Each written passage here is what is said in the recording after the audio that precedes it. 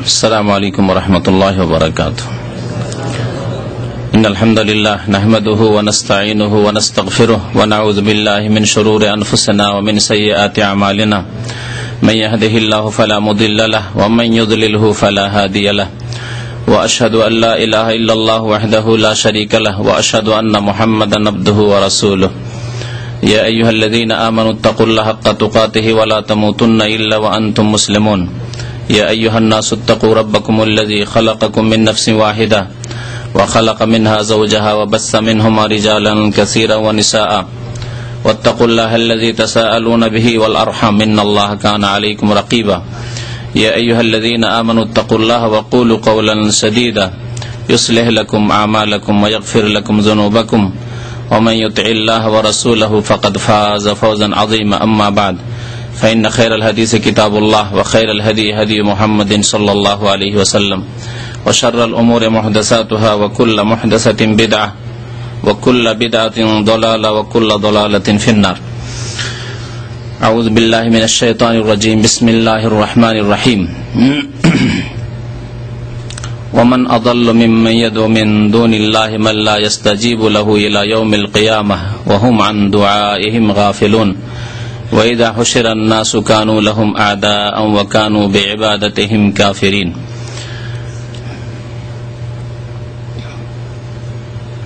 মহান আল্লাহ সমস্ত প্রশংসা যে আল্লাহ পাক রব্বুল আলামিন একমাত্র আমাদেরকে তার ইবাদত বন্দেগীর জন্য সৃষ্টি করেছেন। তিনি সৃষ্টিকর্তা, তিনি রিজিক দাতা, তিনি আমাদের সবকিছুর মালিক। যা কিছু আমরা পাই তার পক্ষ থেকে। তিনি হায়াতের মালিক, তিনি আমাদের মওতের মালিক, তিনি একমাত্র দাতা। সুতরাং একমাত্র তার ইবাদত বন্দেগী আমাদেরকে করতে হবে। দরুদ ও সালাম নাযিল হোক প্রিয় নবী মুহাম্মদ রাসূলুল্লাহ সাল্লাল্লাহু আলাইহি ওয়াসাল্লামের প্রতি, যিনি একমাত্র আল্লাহ পাকের ইবাদত বন্দেগী নিজেও করেছেন এবং মানব জাতিকে এই তাওহীদ, আল্লাহর একত্ব, একমাত্র আল্লাহ পাকের ইবাদত বন্দেগীর দিকে আহ্বান করেছেন এবং আল্লাহ ছাড়া অন্যের ইবাদতের, পূজার যেসব ভ্রান্ত রাস্তা রয়েছে সেগুলি থেকে সতর্ক সাবধান করেছেন। আল্লাহুম্মা সাল্লি আলাইহি আল্লাহুম্মা বারিক আলাইহি। আল্লাহ ছাড়া অন্যের পূজার যেসব ভ্রান্ত রাস্তা রয়েছে তার একটি রাস্তা হচ্ছে কবর। কবরকে কেন্দ্র করে আল্লাহ ছাড়া অসংখ্য বাতিল মাবুদের পূজা শুরু হয়েছে।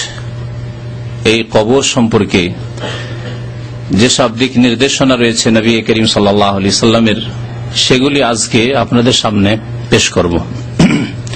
কবরকে নিয়ে কি বাড়াবাড়ি হয়েছে, কবরকে নিয়ে কি অতিরঞ্জন হয়েছে এবং কবরকে নিয়ে যে ব্যবসাগুলি হয়েছে, নবী করিম সাল্লাল্লাহু আলাইহি সাল্লাম এসব রাস্তা থেকে খুব সুন্দর করে সতর্ক সাবধান করেছেন, যাতে কোন রকমের অস্পষ্টতা না থাকে।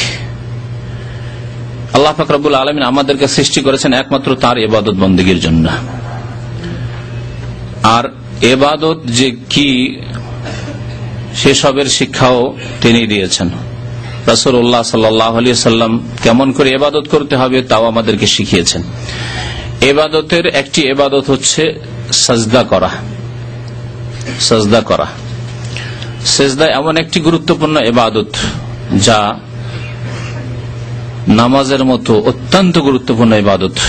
ইসলামের মূল স্তম্ভ কালেমা লা ইলাহা ইল্লাল্লাহ শাহাদাতের পরে তাতে সেজদা একটি গুরুত্বপূর্ণ ইবাদত। সেজদা না হইলে নামাজ হয় না, সালাত হয় না। এই সেজদা একমাত্র আল্লাহ পাকের জন্য করতে হবে। নামাজের মধ্যে হোক, নামাজের বাইরে হোক, যে কোনো সময় হোক, সেজদা একমাত্র আল্লাহ পাকের হক। এইরকমই একটি ইবাদত হচ্ছে দোয়া। দোয়া একমাত্র আল্লাহ পাকের জন্য, আল্লাহ পাকের ইবাদত। আর দোয়া হুয়াল ইবাদাহ। সহিহ মুসলিমের হাদিসে রয়েছে, নবী করিম সাল্লাল্লাহু আলাইহি ওয়াসাল্লাম ইরশাদ করেছেন, আর দোয়া হুয়াল ইবাদাহ। দোয়াই তো হচ্ছে ইবাদত, দোয়াই ইবাদত। সেই দোয়াই যদি আল্লাহকে না দিয়ে অন্য কাউকে দিয়ে দেন, কখনো আল্লাহকে দেন, কখনো অন্য কাউকে দিয়ে দেন, অন্য কারো কাছে দোয়া করেন, অন্য কাউকে ডাকেন, আহ্বান করেন, তাহলে সেই ইবাদত তো তাদেরকে দিয়ে দিলেন। আর দোয়া হুয়াল ইবাদত, দোয়াই হচ্ছে ইবাদত। সেজদা সম্পর্কে সূরা ফুসসিলাতের আয়াত নম্বর 37 আল্লাহ পাক ইরশাদ করেছেন, অমিন আয়াতিহিল লাইলু ওয়ান নাহারু ওয়াশ-শামসু ওয়াল কামার। আল্লাহ পাকের বহু নিদর্শন রয়েছে পৃথিবীতে। নিদর্শনকে কোরআনে কারিমে আয়াত বলা হয়েছে। আয়াতে কৌনিয়া মানে সৃষ্টিগত আয়াত, নিদর্শন। আর আয়াতে শারঈয়া বলে কোরআনে কারিমের আয়াতকে। কোরআনে কারিমের আয়াতকেও আয়াত বলে, অমুক আয়াত, সূরা বাকারার আয়াত, অমুক সূরার আয়াত। আয়াত এগুলি হচ্ছে শারঈ আয়াত, কোরআনে কারিমের আয়াত। আর আয়াতে কৌনিয়া মানে আল্লাহ পাকের সৃষ্টিগত আয়াত, যেগুলি পৃথিবীতে আল্লাহ সৃষ্টি করেছেন তা দেখে আল্লাহকে চেনা যায়, আল্লাহকে জানা যায়, আল্লাহর একত্ব প্রমাণ করা যায়, সেগুলি হচ্ছে আল্লাহ পাকের আয়াত। এই আয়াতগুলির কয়েকটি আয়াত মানে নিদর্শন আল্লাহ পাক উল্লেখ করেছেন। অমিন আয়াতি, আল্লাহ পাকের নিদর্শন সমূহের একটি নিদর্শন হচ্ছে আল্লাইলু, রাত। রাত এসে গেল, সারা পৃথিবী অন্ধকার হয়ে গেল, কেউ সারা পৃথিবীকে আলোকিত করতে পারবে না। কি করে অন্ধকার চলে আসল? যতই আপনি দ্রুত বেগে পালাতে চেষ্টা করেন যে রাতকে আমি স্পর্শ করতে দেব না, আমাকে মানে আলোতেই থাকবো, তারপরে পেছন দিক থেকে জানো তাড়া করে গিয়ে আপনাকে তার অন্ধকার দিয়ে ঢেকে নিচ্ছে। প্লেনে চড়ে সন্ধ্যাবেলা সফর করলে এই বিষয়টি অনুভব হয় যে দিনে চড়লাম আর আবার পশ্চিম দিকে সূর্য যেদিকে যাচ্ছে সেই দিকেই তো আমি পালাচ্ছি, যাচ্ছি, তারপরে এসে আমাকে রাত একবারে এমন ঢেকে নিল, রাত হয়ে গেল রাস্তাতে। ওয়ান-নাহার, দিন আল্লাহ পাকের একটি নিদর্শন। ওয়াশ-শামসু, সূর্য আল্লাহ পাকের একটি নিদর্শন। ওয়াল কামারু, চন্দ্র আল্লাহ পাকের নিদর্শন। এগুলি দেখে আল্লাহ পাককে জানা যায়, চেনা যায়। এগুলি কি এমনিতে সৃষ্টি হয়ে গেছে, এমনিতে তৈরি হয়ে গেছে? এসবের সৃষ্টিকর্তা কেউ নাই? অবশ্যই আছে। ছোটখাটো একটা বস্তু থাকলেও দেখলেও আপনি একেবারে সাথে সাথে বলবেন যে হ্যাঁ এটা কেউ তৈরি করেছে, কোন জায়গায় তৈরি হয়েছে। তাহলে এইসব বিশাল আল্লাহ পাকের সৃষ্টি এমনিতে সৃষ্টি হয়ে গেছে? এসবের সৃষ্টিকর্তাই হচ্ছেন আল্লাহ, যিনি রব্বুল আলামিন, যিনি খালিক, যিনি রাজিক। সুতরাং লা তাসজুদু লিশ-শামসি ওয়ালা লিল-কামার, তোমরা সূর্যকেও সিজদা করিও না আর চন্দ্রকেও সিজদা করিও না। আল্লাহ পাকের এগুলি নিদর্শন, আল্লাহকে চেনার উপায়। এগুলি রব নয়, এগুলির মাধ্যমে রবকে চেনবে। ওয়াসজুদু লিল্লাহিল্লাযী খালাকাহুন্না, সেই সত্তাকে সিজদা করো যিনি এই সমস্ত বস্তুকে সৃষ্টি করেছেন। কয়েকটি আল্লাহ বড় বড় সৃষ্টি উল্লেখ করে দিয়ে বাকি সৃষ্টির দিকে ইঙ্গিত করে দিয়েছেন। সব কিছুকে আল্লাহ পাক সৃষ্টি করেছেন, সুতরাং তাকেই তোমরা সিজদা করবে। ইন কুনতুম ইয়াহু তা'বুদুন, যদি তোমরা একমাত্র তার ইবাদত বন্দেগী করতে চাও, যদি তোমরা তার ইবাদত বন্দেগীকারী হও, আল্লাহ পাকের ইবাদত যদি করতে চাও, তাহলে একমাত্র আল্লাহ পাককে সিজদা করবে। তাহলে সিজদা আল্লাহকে করতে হবে। নবী করিম সাল্লাল্লাহু আলাইহি ওয়াসাল্লাম সিজদা সম্পর্কে কি বলেছেন? যে পৃথিবীতে কোন ব্যক্তি যদি অপর ব্যক্তিকে সিজদা করার অনুমতি পেত, লাউ কুনতু আমরু আহাদান আন ইয়াসজুদা লি আহাদিন লা আমারতুল মারআ, আমি যদি কোন ব্যক্তিকে সিজদার অনুমতি দিতাম অন্য কারো জন্য, লা আমারতুল মারআতা, তাহলে স্ত্রীকে, নারীকে আদেশ করতাম, অনুমতি দিতাম, আন তাসজুদা লি যাওজিহা, যে তুমি তোমার স্বামীকে সিজদা করতে পারো। সিজদা হচ্ছে তাজিমের সিজদা, সম্মানের সিজদারও যদি অবকাশ থাকতো তাহলে স্বামীকে সিজদা করার অবকাশ থাকতো।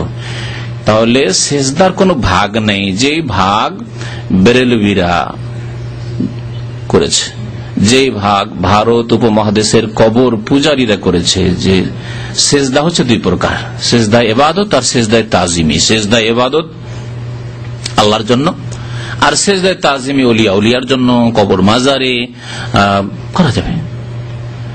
আর এইভাবে সংসার সৃষ্টি করেছে। দেখো আদম আলাইহিস সালামকে ফেরেশতারা সিজদা করলো, আমরা করলাম তো কি হলো? আদম আলাইহিস সালামের জামানার ধর্ম কি এখন আছে? ইহুদি ধর্ম, খ্রিস্টান ধর্ম মেনে যদি জাহান্নামে যেতে হয়, নবী করিম সাল্লাল্লাহু আলাইহি সাল্লাম বলছেন যে আমার কথা শোনার পরেও যদি ইহুদি খ্রিস্টান যদি সুম্মা লা ইউমিনু, আমার প্রতি ঈমান না নিয়ে আসে, তাহলে ইল্লা কানা মিন আহলিন নার, সে জাহান্নামী হবে। নবী সাল্লাল্লাহু আলাইহি ওয়াসাল্লাম যদি একথা বলেন যে ওয়াল্লাহি, আল্লাহর কসম করে বলছে, লাউ কানা মূসা হাইয়ান, মূসা আলাইহিস সালাম যদি এখন জীবিত থাকতেন আমার জামানায়, আমার নবুয়তের রিসালাতের জামানায়, মা ওয়াসিয়াহু ইল্লা ইত্তিবাই, তাহলে আমার অনুসরণ করা ছাড়া তার কোনো উপায় ছিল না, কোনো মুক্তি ছিল না। সুবহানাল্লাহ।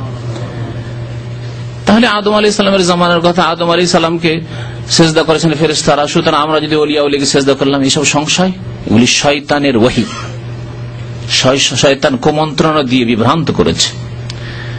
তখনকার বহু মাসলা মাসাইল ছিল, সেগুলির উপরে কেন আমল করেন না এই বিদাতি কবর পূজারীরা?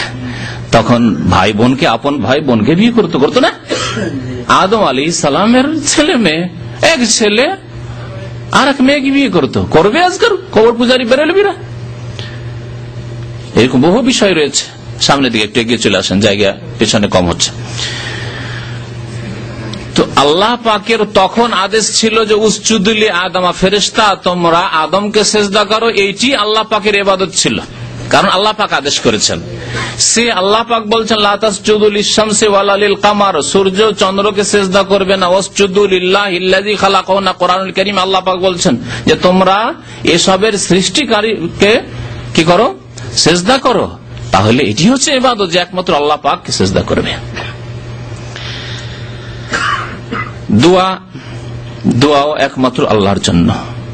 এই দুই একটি আয়াত এই জন্য বলছি কবর সংক্রান্ত যদি আলোচনা, কারণ কবরের কাছে এগুলি হয়। কবর মাজারকে, যে কবরগুলিকে মাজার নাম দেওয়া হয়েছে সেগুলিকে সেজদা করা হয়, আর সেগুলিতে গিয়ে তাতে যারা রয়েছে তাদের কাছে দোয়া করা হয়, তাদেরকে ডাকা হয়, ইয়া গাউসুল আজম। সেখানে গিয়েও না, দূর থেকেও, হাজার হাজার মাইল দূর থেকেও ডাকা, ইয়া গাউসুল আজম মাদদ, আব্দুল কাদের জিলানীকে ডাকছে। ইয়া খাজা বাবা মাদদ, সুদূর বাংলাদেশ থেকে খাজা মঈনুদ্দিন চিশতিকে ডাকছে। এই ডাকা, ইয়া খাজা বাবা মাদদ, সাহায্য করো, ইয়া গাউসুল আজম মাদদ, ইয়া হাসান ইয়া হুসাইন শাইআন লিল্লাহ, ইয়া আলী শাইআন লিল্লাহ, এসব হচ্ছে দোয়া। নবী সাল্লাল্লাহু আলাইহি ওয়াসাল্লাম কি বলেছেন? আদ-দুআউ হুয়াল ইবাদত, দোয়াই হচ্ছে ইবাদত। তাহলে এরা কি করলো? এদের ইবাদত করলো, এদের ইবাদত করলো, যাদেরকে ডাকলো, আহ্বান করলো, তাদের ইবাদত করলো। আল্লাহ পাক ইরশাদ করেছেন সূরা জিনের আয়াত নম্বর 18-তে, ওয়া আন্নাল মাসাজিদা লিল্লাহি ফালা তাদউ মা'আল্লাহি আহাদা, নিশ্চয় মসজিদ সমূহ আল্লাহর জন্য, একটি অর্থ এর। আর একটি অর্থ হচ্ছে মাসাজিদ সিজদার স্থান আল্লাহর জন্য, মসজিদই হচ্ছে সিজদার স্থান, এই জন্য মসজিদকে মসজিদ বলা হয়। সিজদার স্থান আল্লাহর জন্য, এ সারা পৃথিবী আল্লাহর। সুতরাং কাকে সেজদা করবে? ফালা তাদউ মা'আল্লাহি আহাদা, আল্লাহ ছাড়া কাউকে সেজদাও করবেন, আল্লাহ ছাড়া কারো কাছে দোয়াও করবেন না। প্রথম অংশে আল্লাহ সেজদার কথা বললেন, মাসাজিদুল্লাহ আল্লাহর মসজিদ, আর ফালা তাদউ মা'আল্লাহি আহাদা, যেমন সেজদার হুকুম তেমনি দোয়ার হুকুম, দোয়ার বিধান। সেজন্য আল্লাহ পাক বলছেন আল্লাহর সাথে আর কাউকে আহ্বান করবে না, কারো কাছে দোয়া করবে না। ফালা তাদউ মা'আল্লাহি আহাদা।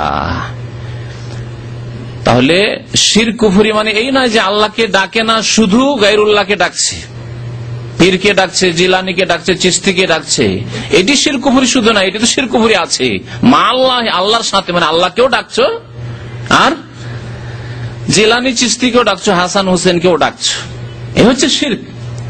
ভাগ করে দেওয়া, কিছু আল্লাহকে দিলাম, কিছু এদেরকে দিলাম, কিছু সেজদা আল্লাহর জন্য, নামাজের সেজদা আল্লাহর জন্য, মাজারে গিয়ে ওরসের সেজদা পীর ওলির জন্য, বাবার জন্য।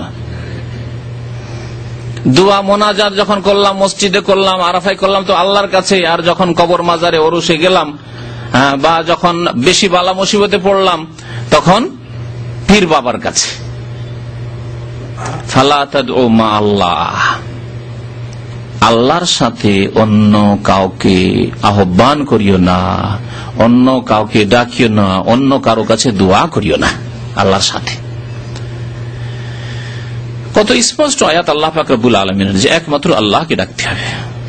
আরো আল্লাহ পাক এদের অজ্ঞতার কথা উল্লেখ করেছেন, যারা আল্লাহর সাথে অন্যকে ডাকে, অন্যর কাছে আহ্বান করে, অন্যর কাছে দোয়া করে, তাদের সম্পর্কে আল্লাহ বলছেন ওমান আদাল্লু মিম্মান ইয়াদউ মিন দুনিল্লাহ, ওদের চাইতে আর অধিক পথভ্রষ্ট, অধিক পথভ্রষ্ট। আদাল্ল ইসিম তাফজিলের সেগা, দল মানে হচ্ছে পথভ্রষ্ট, আর আদাল্ল মানে ওর চাইতে বড় পথভ্রষ্ট আর কেউ নেই। ওমান আদাল্লু মিম্মান ইয়াদউ মিন দুনিল্লাহ, আল্লাহকে ছেড়ে দিয়ে যারা অন্যকে ডাকে, অন্যের কাছে দোয়া করে, তার চাইতে অধিক পথভ্রষ্ট আর কি আছে? মানে ওর চাইতে বড় গোমরা, পথভ্রষ্ট, মুশরিক আর কেউ নেই। ও হচ্ছে বড় মুশরিক, বড় গোমরা, বড় পথভ্রষ্ট, বড় বিভ্রান্ত। কে সে? মাল্লা যারা আল্লাহকে বাদ দিয়ে অন্যকে ডাকে। কাকে ডাকে? এমন ব্যক্তিদেরকে ডাকে মাল্লা ইস্তাজিবু লাহু ইলা ইয়াউমিল কিয়ামা, যারা তাদের ডাকে কিয়ামত পর্যন্ত সাড়া দিতে পারবে না। আল্লাহ পাক বলছেন যে এরা জিলানি, চিশতি, শাহজালাল, আটরসি, যে কোনো জায়গার কবরে যারা চলে গেছে তারা হোক, অথবা অন্য মূর্তি প্রতিমা হোক, এরা কিয়ামত পর্যন্ত সাড়া দিতে পারবে না। বাস্তব সত্য। মাল্লা ইস্তাজিবু লাহু ইলা ইয়াউমিল কিয়ামা, সাড়া দেওয়া হচ্ছে যে, সাড়া দেওয়া মানে হচ্ছে শুনলো, আর শোনার পরে বললো যে বাবা ঠিক আছে, তোমার কাজ হয়ে যাবে, যাও। এটা হচ্ছে সাড়া দাও। সাড়া দিতে পারবে না আল্লাহ বলছেন।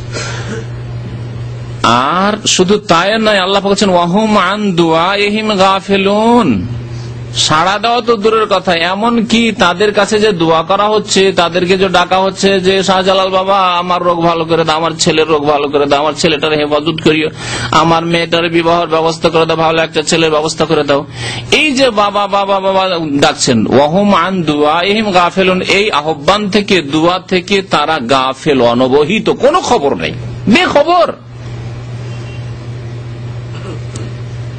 কত স্পষ্ট কোরআনে কারীমের কথা। এজন্য আল্লাহ পাক কোরআনে কারীম সম্পর্কে বলছে ইন্না হাযাল কুরআনা ইয়াহদি লিল্লাতী হিয়া আকওয়াম, নিশ্চয় এই কোরআন এমন একটি পথের দিকে আহ্বান করে যা সুষ্ঠু, আকওয়াম, সোজা পথ। সোজা পথ, সোজা যদি পথ থাকে, যে একটা রাস্তা ধরে নেন 91 থেকে, তারপরে তো এদিকে ডানে বামে রাস্তা গিয়েছে 2-4টা রাস্তা, না কোনো রাস্তা নেই, একটি রাস্তা সোজা, একবারে রাজপথ, সোজা এই পথ ধরেন আর একেবারে গন্তব্যস্থান আপনার সামনে, রাস্তার শেষে আপনার গন্তব্যস্থান জান্নাত। এই কোরআন সেই পথের দিকে আহ্বান করে, সেই পথের দিক নির্দেশনা দেয়। সূরা আহকাফ আয়াত নম্বর 5, তারপরে আয়াতে আল্লাহ পাক বলেন ওয়াইযা হুশিরান নাসু কানু লাহুম আদাআন, যখন মানুষকে কিয়ামতের দিনে সমবেত করা হবে হাসরের মাঠে, ওয়াইদা হুশিরান নাস, ওই জন্য হাসর বলে আমাদের বাঙালি ভাইরা, কি বলে হাসর? হাসর মানে সমবেত করা, একত্রিত করা। আল্লাহ পাক জমা করবেন সারা বিশ্বের মানুষকে, সাদা কালো সব, মুমিন কাফের সব একত্রিত হবে সেই দিন, বিচার দিবস। ওয়াইদা হুশিরান নাস, নাস মানব জাতিকে, মুসলিম হোক আর কাফের হোক, কানু লাহুম আদাআন, এই যাদেরকে পীর, বাবা, খাজা আর গৌস আর কুতুব আর আবদাল বানিয়ে তাদের কাছে দোয়া করেছো, তাদেরকে আহ্বান করেছো, তাদেরকে সেজদা করেছো, কানু লাহুম আদাআন, এরা তাদের শত্রু হয়ে যাবে। বন্ধু হবে না, যাদেরকে বলেছিল ওলি ওলিউল্লাহ, বন্ধু হবে তোমাদের না, শত্রু হয়ে যাবে তোমাদের। তারা যদি সৎ থেকে থাকেন, এখানে মনে রাখবেন যে যেসব কবরের পূজা হচ্ছে সেগুলি 2 ভাগে বিভক্ত। কিছু কবর আছে যেগুলিতে আল্লাহর নেক বান্দাই দাফন হয়েছে, তারা আল্লাহর নেক বান্দা ছিলেন, কোরআন সুন্নাহর অনুসারী ছিলেন, তারাই শিরক কুফরির আদেশ করেননি, এর জন্য উৎসাহিত করেননি, এসব শিরক কুফরির রাস্তা দেখাননি। কিন্তু তাদের মরে যাওয়ার পরে ইনকাতা আমল, তাদের আমল বন্ধ হয়ে গেছে, জবান বন্ধ হয়ে গেছে, কথা বলতে পারেন না, তার জবরদস্তি করে পূজা শুরু হয়ে গেছে কবর পাকা করে। এরা রাহিমাহুমুল্লাহ তাআলা, আল্লাহর রহমত তাদের উপর নাজিল হোক, এক দল যারা সত্যি আল্লাহর ওলি, কিন্তু আল্লাহর ওলির কাছে চাওয়ার জন্য, আল্লাহর ওলি তো আল্লাহর কাছে পাবেন, তাদের কাছ থেকে আমাদের কিছু পাওয়ার নেওয়ার নেই। এতটুকু আছে যে তারা যেই পথে গিয়ে আল্লাহর ওলি হয়েছেন সেই পথের অনুসরণ করে, সেই রাস্তায় চলে কোরআন অনুসরণ করে আমরাও আল্লাহর ওলি হওয়ার চেষ্টা করব। সোজা, খুব স্পষ্ট কথা।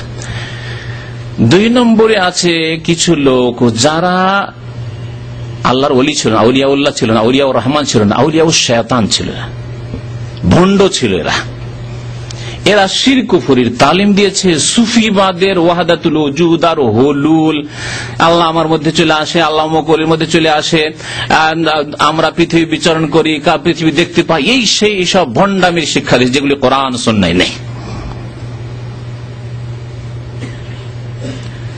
এবং আমরা আল্লাহ পর্যন্ত পৌঁছে গেছি, আমরা ফানা হয়ে যাই, লয় হয়ে যায়, বিলীন হয়ে যায় ইত্যাদি, এসব শিরক কুফরি ভ্রান্ত মতবাদের শিক্ষা দিয়ে যারা মারা গেছে এবং তাদের কবর মাজার পূজা হয়ে গেছে,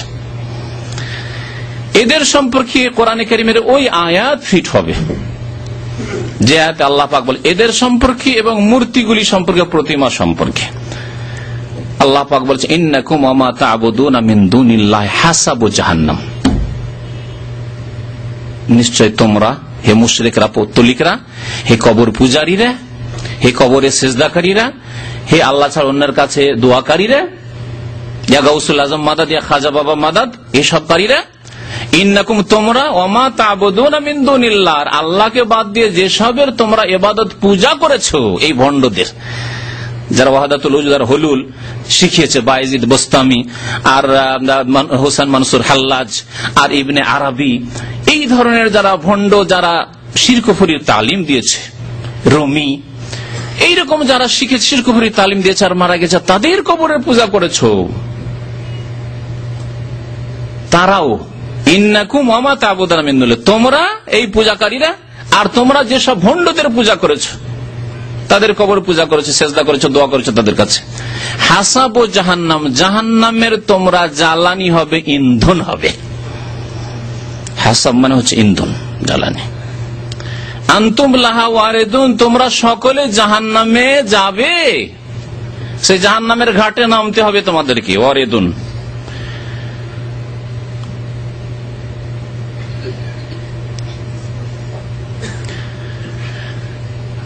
আর তৃতীয় বলা যেতে পারে, যদিও দুই ভাগ করলাম, তৃতীয় আরেক ভাগ বলা যেতে পারে, বেশ কিছু কবরকে মাজার বানানো হয়েছে, যেসব কবরে আল্লাহর ওলি নাই আর শয়তানের ওলি নাই, ভুয়া কবর, একেবারে ব্যবসার কবর, কিছুই নেই, তাতে কেউ কোনোদিন দাফন হয়নি। স্বপ্নের ধর্ম, মিথ্যা স্বপ্নের কথা ছাড়িয়ে দিয়েছে, যে আজকে রাত্রে স্বপ্নে দেখেছি আমাদের গ্রামের অমুক পাশে এক আল্লাহর ওলি শুয়ে আছে, অমুক জায়গায় আল্লাহর ওলি শুয়ে আছে, আমাকে স্বপ্ন দেখিয়েছে। কে স্বপ্ন দেখিয়েছে? রাসূলুল্লাহ স্বপ্ন দেখেছে। প্রথম কথা, হয়তো তার ব্যবসা করার ইচ্ছা ছিল, পেটের ব্যবসা, বিনা পুঁজির ব্যবসা খুব ফলপ্রসূ, বাংলাদেশে ভারতে কবর মাজারের ব্যবসা খুব ফলপ্রসূ ব্যবসা, সেই ব্যবসায় শুরু করেছে। অথবা সে শয়তানকে দেখেছে, কারণ শিরক কুফরির শিক্ষা আল্লাহ বা তার রাসূল দিতে পারে না। তাহলে কবর মাজারগুলিকে তিন ভাগে ভাগ করা যেতে পারে, কবর মাজারগুলিকে তিন ভাগে ভাগ করা যেতে পারে। আল্লাহর নেক বান্দা শুনে আছে যারা শিরক কুফরি থেকে নিষেধ করেছেন, তারা ইনশাআল্লাহ তাআলা জান্নাতি এবং নেক সৎ রহমতুল্লাহ আলাইহিম, এবং তাদের উদাহরণ ওই রকমই যেমন ঈসা আলাইহিস সালামের সাথে খ্রিস্টান জগৎ করেছে।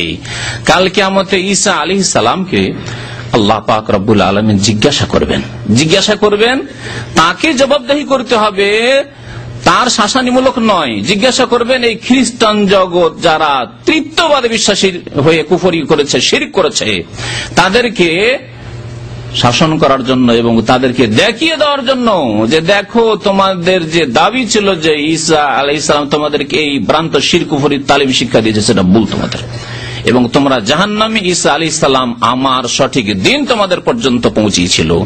ওয়াইয ক্বাল আল্লাহু ইয়া ঈসা ইবনে মারইয়াম আনতা কুলতা লিন-নাসি ইত্তাখিযুনি ওয়া উম্মি ইলাহাইনা মিন দুনিল্লাহ। সূরা মায়েদায় আল্লাহ পাক রব্বুল শেষ রুকুতে ইরশাদ করছেন, শেষ রুকুর প্রথম আয়াত, ওয়াইয ক্বাল আল্লাহু ইয়া ঈসা ইবনে মারইয়াম, যখন আল্লাহ পাক বলবেন কাল কিয়ামতে, হে ঈসা ইবনে মারইয়াম, মারইয়ামের ছেলে ঈসা, আনতা কুলতা লিন-নাস, তুমি কি মানব জাতিকে বলেছিলে ইত্তাখিযুনি, আমাকে, ওয়া উম্মি, আমার মাকে, ইলাহাইন মিন দুনিল্লাহ, আল্লাহর সাথে বা আল্লাহকে বাদ দিয়ে আমাদেরকে দুই ইলাহ, দুই উপাস্য, দুই মাবুদ বানিয়ে নিও, আর এই তিন খোদা, তিন এলা, তিন মাবুদের পূজা করিও, এই কথা তুমি শিখিয়েছিলে খ্রিস্টান জগৎকে। আল্লাহ পাক জিজ্ঞাসা করবেন, ঈসা আলাইহিস সালামকে। ঈসা আলাইহিস সালাম জবাব দেবেন, লম্বা কথা রয়েছে, সেদিকে ঢুকলে আমাদের আসল আলোচনা হবে না।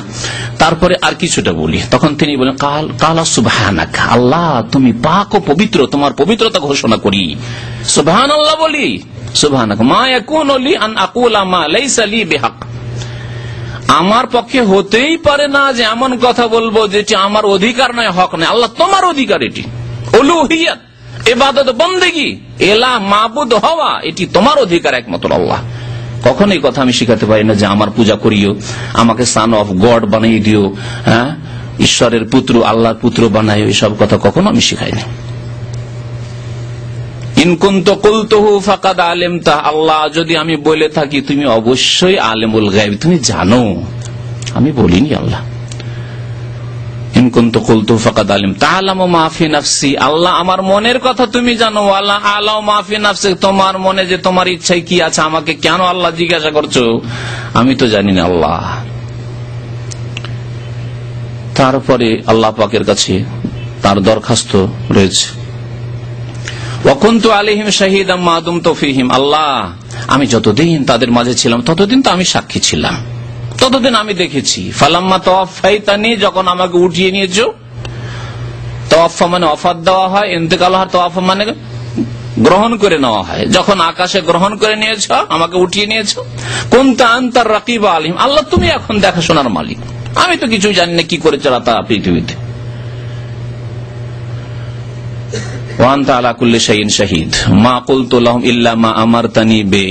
আল্লাহ আমি কিছুই বলিনি, একমাত্র সেই কথাই তাদেরকে বলেছি যার তুমি আদেশ করেছিলে, আনে আবুদুল্লাহ রব্বি ওয়া রব্বাকুম, যে তোমরা একমাত্র আল্লাহ পাকের ইবাদত বন্দেগী করবে, যিনি আমার রব, ঈসা আলাইহিস সালাম বলছেন, ওয়া রব্বাকুম, তোমাদের রব, আনে আবুদুল্লাহ রব্বি ওয়া রব্বাকুম। وكنت عليهم شهيدا ما دمت فيهم فلما توفيتني كنت رقيب عليهم وانت على كل شيء شهيد। তারপরে দোয়া করছে ইন তুআযিবহুম ফাইন্নাহু ইবাদুক, আল্লাহ তাদেরকে যদি শাস্তি দাও তো তোমারই বান্দা, তোমারই বান্দা। ওয়া ইন তাগফির লাহুম, আল্লাহ যদি তোমার কাছে মাফ থাকে, মার্জনা থাকে তাদের জন্য, তো আনতা আলা কুল্লি শাইইন কাদির, তাহলে তুমি সর্বশক্তিমান।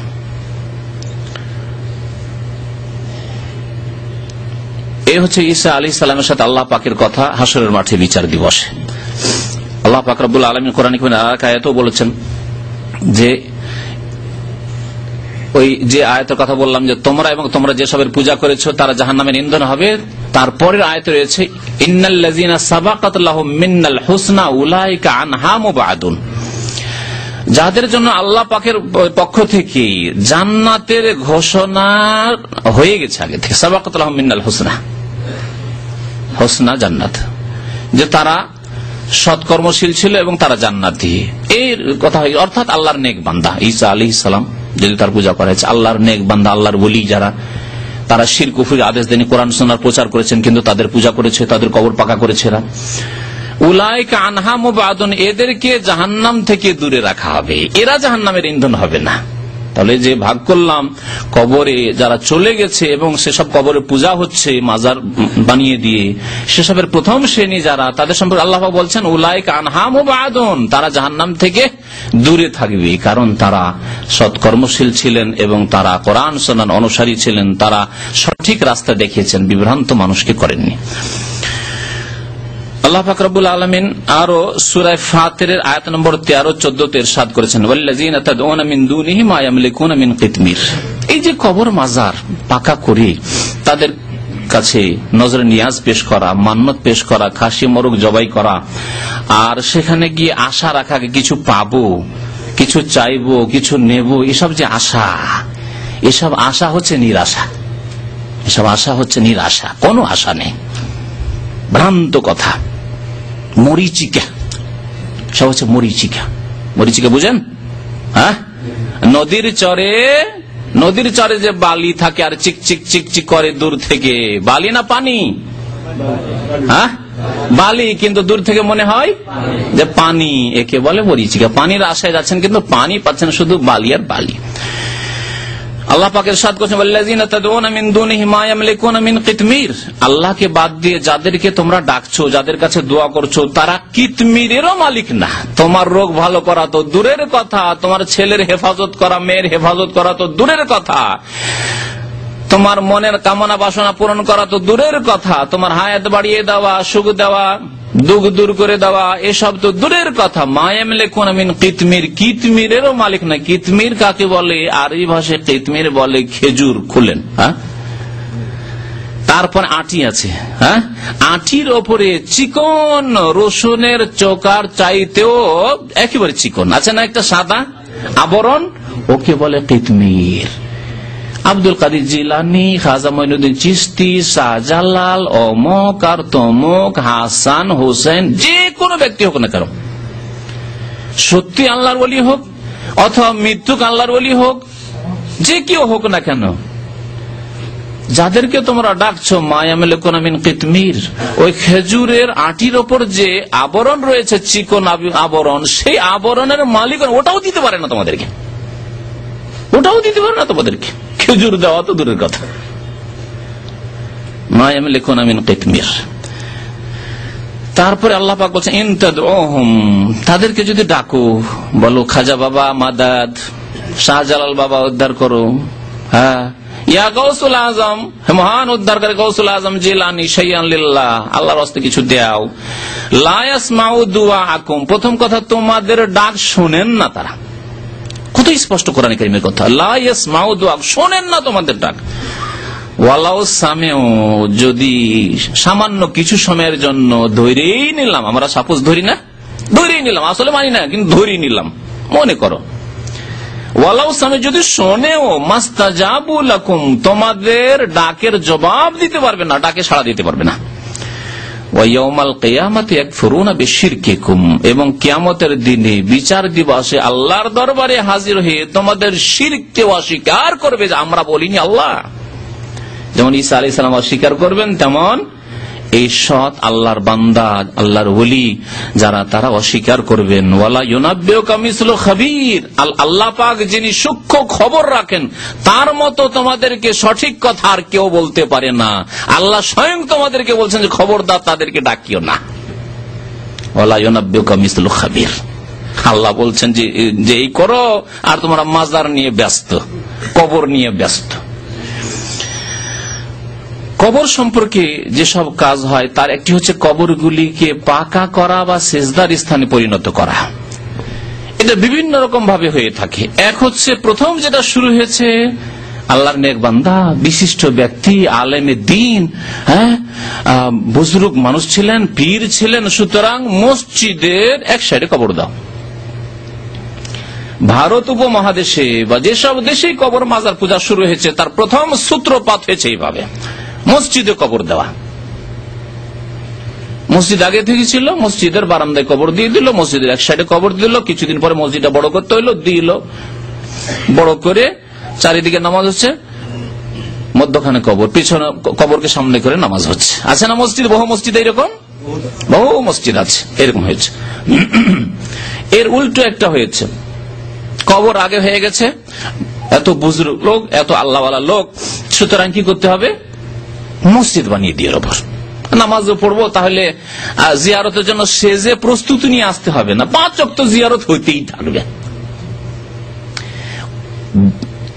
দেখবেন অধিকাংশ, বরং সবগুলি বিদাতের ক্ষেত্রে একটি সৎ উদ্দেশ্য অবশ্যই কাজ করেছে, কিন্তু সৎ উদ্দেশ্য হলেও যেহেতু কোরআন হাদিস বিরোধী, সেই জন্য হয় বিদাত, কমের পক্ষে না হলে শিরক। বিদাত কোনদিনই চুরি ডাকাতির মতো খারাপ নিয়তে করা হয়নি, কিন্তু চুরি ডাকাতির চাইতে খারাপ কাজ করেছে বিদাত করে। আল্লাহর ওলিরা, এদের জিয়ারত করা উচিত। বড় বিয়াদবি হচ্ছে যে মাসকে মাস আমরা সেখানে তাদের কবরের কাছে যেতে পারি না, একটা কাজ করি, ওই মসজিদ বানিয়ে দিই ওর উপরে, তাহলে মসজিদে 5 ওয়াক্ত মুসল্লিরা আসতেই থাকবে, জিয়ারত হইতেই থাকবে।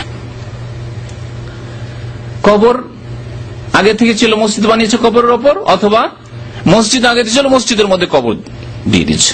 কাজী নজরুল ইসলাম কবি, আর আমার এই সমালোচনার মানে এই নয় যে শ্রদ্ধা নেই, আপন জায়গায় কবি হিসাবে তার শ্রদ্ধা আছে, কিন্তু তারা আকীদার ইতিম ছিলেন, সঠিক ইসলাম সম্পর্কে তাদের কোনো জ্ঞান ছিল না। তার একটি গীতি, নজরুল গীতি বলে একটি গীতির বই আছে, অনেক কাল আগে পড়েছিলাম, মসজিদের পাশে আমার কবর দিও ভাই, মুয়াজ্জিনের আজান যেন আমি শুনতে পাই, মুয়াজ্জিনের আজান যেন আমি শুনতে পাই। প্রথম কথা, মুয়াজ্জিন আযান তুমি শুনবে কি করে, কোথায় আছে কথা? আর ধরেই নিলাম শুনলে ফায়দাই কি আছে তোমার? কবরে যাওয়ার পরে তোমার আকীদা আমল ফায়দা দেবে, ঈমান অন্তরের বিশ্বাস আর কাজ কর্ম, ভালো কথা, জিকির, আজকার, তাসবিহ, তাহলিল, ফরজ, নফল, সুন্নত, মুস্তাহাব, ইবাদত, বন্দেগী কাজ দেবে। মানুষের সাথে সদাচরণ, মাতা পিতার সাথে সদ্ব্যবহার, ছেলে মেয়ে স্ত্রীর সাথে সদ্ব্যবহার, মানব জাতির সাথে ভালো আচরণ, এইগুলি কাজে আসবে, আমল কাজে আসবে। কবরের জীবন, পরলৌকিক জীবনে না কোনো কিছু শোনা কাজে আসবে, না কোনো সোর্স কাজে আসবে, ব্যাকিং কাজে আসবে, ওইসব কাজে আসবে না। কাজে আসবে সঠিক বিশ্বাস, বিশুদ্ধ আকীদা আর আমলে সলেহ, নেক আমল। দোয়া করেছে আল্লাহ পাক হিদায়াত করে যাদের আকীদার ইয়েতিম, ও আর আকীদার। তো যাই হোক, কি বলছিলাম, তারপরে অন্যদিকে চলেছে, প্রশ্নগুলি একটু পরেই করেন বা এগুলি আর কি নোট। কি বলছিলাম,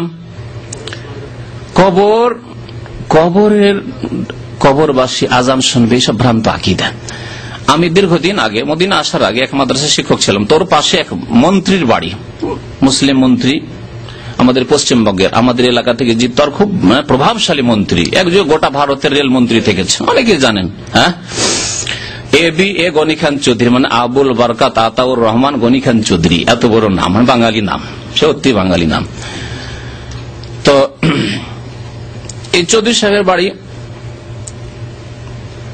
প্রায় তো উনি থাকতেন না, কিন্তু অন্যান্য হারেসরা থাকতো, সিকিউরিটি থাকতো। পাশে একটি মসজিদ আছে, ওই মসজিদের বারান্দায় পাশে ওর বাবার আবুল হায়াত চৌধুরীর কবর দিয়েছে। মসজিদের মুয়াজ্জিন হচ্ছে বেরেলভী, কবর পূজারী। একদিন মসজিদের মুয়াজ্জিনের সাথে ঘুরতে ফিরতে গিয়েছে, ওখানে দেখা সাক্ষাৎ, গল্প স্বল্প হইল। আজান দিয়ে দেখি মুয়াজ্জিন টান দিয়েছে, নামাজ পড়াপড়ি নেই, ওর ডিউটি হচ্ছে আজান দেওয়া। মজার কথা, আজান দিয়ে টান দিয়েছে। জিজ্ঞাসা করলাম, আমরা নামাজ পড়বো মসজিদে গিয়ে, যেহেতু ওখানে মাগরিব হয়ে গেছে। মুয়াজ্জিন সাহেবকে জিজ্ঞাসা, মসজিদের বাইরে চলে যাচ্ছে। মুয়াজ্জিন কোথায় যাচ্ছেন? বলছে, আমার ডিউটি হচ্ছে আজান দেওয়া, আমার ডিউটি হচ্ছে আজান দেওয়া। কারণ মন্ত্রী সাহেব বলেছেন, মন্ত্রী সাহেব সেদিন বাড়িতে ছিলেন, মন্ত্রী সাহেব বলেছেন, প্রভাবশালী মন্ত্রী, এবং মুসলিম জাতির অনেক ফায়দা, অনেক মুসলিম তার মাধ্যমে চাকরি পেয়েছে, রেলে, বিভিন্ন ডিপার্টমেন্টে, তার আগে বিদ্যুতে ছিলেন তিনি। যাই হোক, তো কিন্তু আকীদা, ভ্রান্ত আকীদা। মন্ত্রী সাহেবের অর্ডার যে 5 ওয়াক্ত টাইম টু টাইম আজান হইতে হবে, কারণ আমার আব্বা ওখানে শুয়ে আছে, যতক্ষণ আমার আব্বা আজানটা 5 ওয়াক্ত শুনতে পায়। বুঝলেন? তাহলে আমাদের বিদ্যার উৎস হচ্ছে নজরুল গীতি, কোরআন সুন্নাহ নয়। মন্ত্রী সাহেবের বিদ্যার উৎস হচ্ছে নজরুল গীতি। মসজিদের পাশে আমার কবর দিও ভাই, মুয়াজ্জিনের আজান যেন আমি শুনতে পাই, কোরআন সুন্নাহ নয়।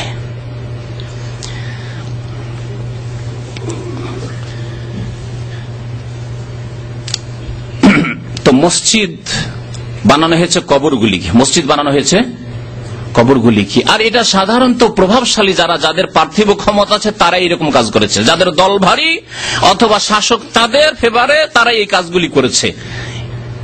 এর প্রমাণ কোরআনে কারিমে রয়েছে। কোরআনে কারিমে যে আসহাবে কাহাফ, ওই যে গুহায় যারা যে যুবকগুলি চলে গেছিল নিজের ইমানের হেফাজতের জন্য, তাদের ঘটনা আল্লাহ পাক সূরা কাহাফে বর্ণনা করেছেন। তারা যখন ওই গুহায় মারা গেল, কালাল্লাযিনা গালাবু আলা আমরিহিম, তারপরে যে মুসলিম সেই যুগের মুমিন শাসকরা আসলে কিন্তু তারা বিদাতি, বিকৃত ধর্মে বিশ্বাসী, ভ্রান্ত ধর্মে বিশ্বাসী, আর তারা হচ্ছে প্রভাবশালী। আল্লাহ পাক কি বলছেন তাদের সম্পর্কে? ইতিহাসের একটি অংশ তুলে, কালাল্লাযিনা গালাবু আলা আমরিহিম, ওই লোকেরা বলল যারা সেই দেশের প্রভাবশালী, ক্ষমতাসীন। আমাদের ক্ষমতা আছে, যা ইচ্ছা তাই করবো, যেখানে ইচ্ছা মসজিদ করবো, যেখানে ইচ্ছা মাজার তৈরি করবো, যেখানে ইচ্ছা যা তৈরি করি, ক্ষমতাশীল। লানাত্তাখিযান্না আলাইহিম মাসজিদা, এই গুহার ওপর, কাহাফের ওপর কি করব? মসজিদ তৈরি করব। কবর পূজা কেমন ভাবে শুরু হচ্ছে দেখুন, কবর পূজা কেমন ভাবে শুরু হচ্ছে। তো যাদের কাছে ক্ষমতা রয়েছে, সংখ্যারই ক্ষমতা হোক, আর ধন দৌলতের ক্ষমতা হোক, আর প্রশাসনের ক্ষমতা হোক, যে কোনো ক্ষমতা হোক, এরাই কিন্তু এই কাজগুলি করেছে, মসজিদ তৈরি করা। এ সম্পর্কে ইসলাম কি শিখায় আপনাকে আমাকে? ইসলামের রাসূল আমাদের প্রিয় নবী মুহাম্মদুর রাসূলুল্লাহ সাল্লাল্লাহু আলাইহি ওয়াসাল্লাম কি বলেছেন এই সম্পর্কে শুনুন। আন আয়েশা রাদিয়াল্লাহু আনহা, মা আয়েশা রাদিয়াল্লাহু তাআলা আনহা বর্ণনা করেছেন, قالت বলছেন, লাম্মা ইশতাকান নবী সাল্লাল্লাহু আলাইহি ওয়াসাল্লাম, যখন নবী করিম সাল্লাল্লাহু আলাইহি ওয়াসাল্লাম অসুস্থ হয়ে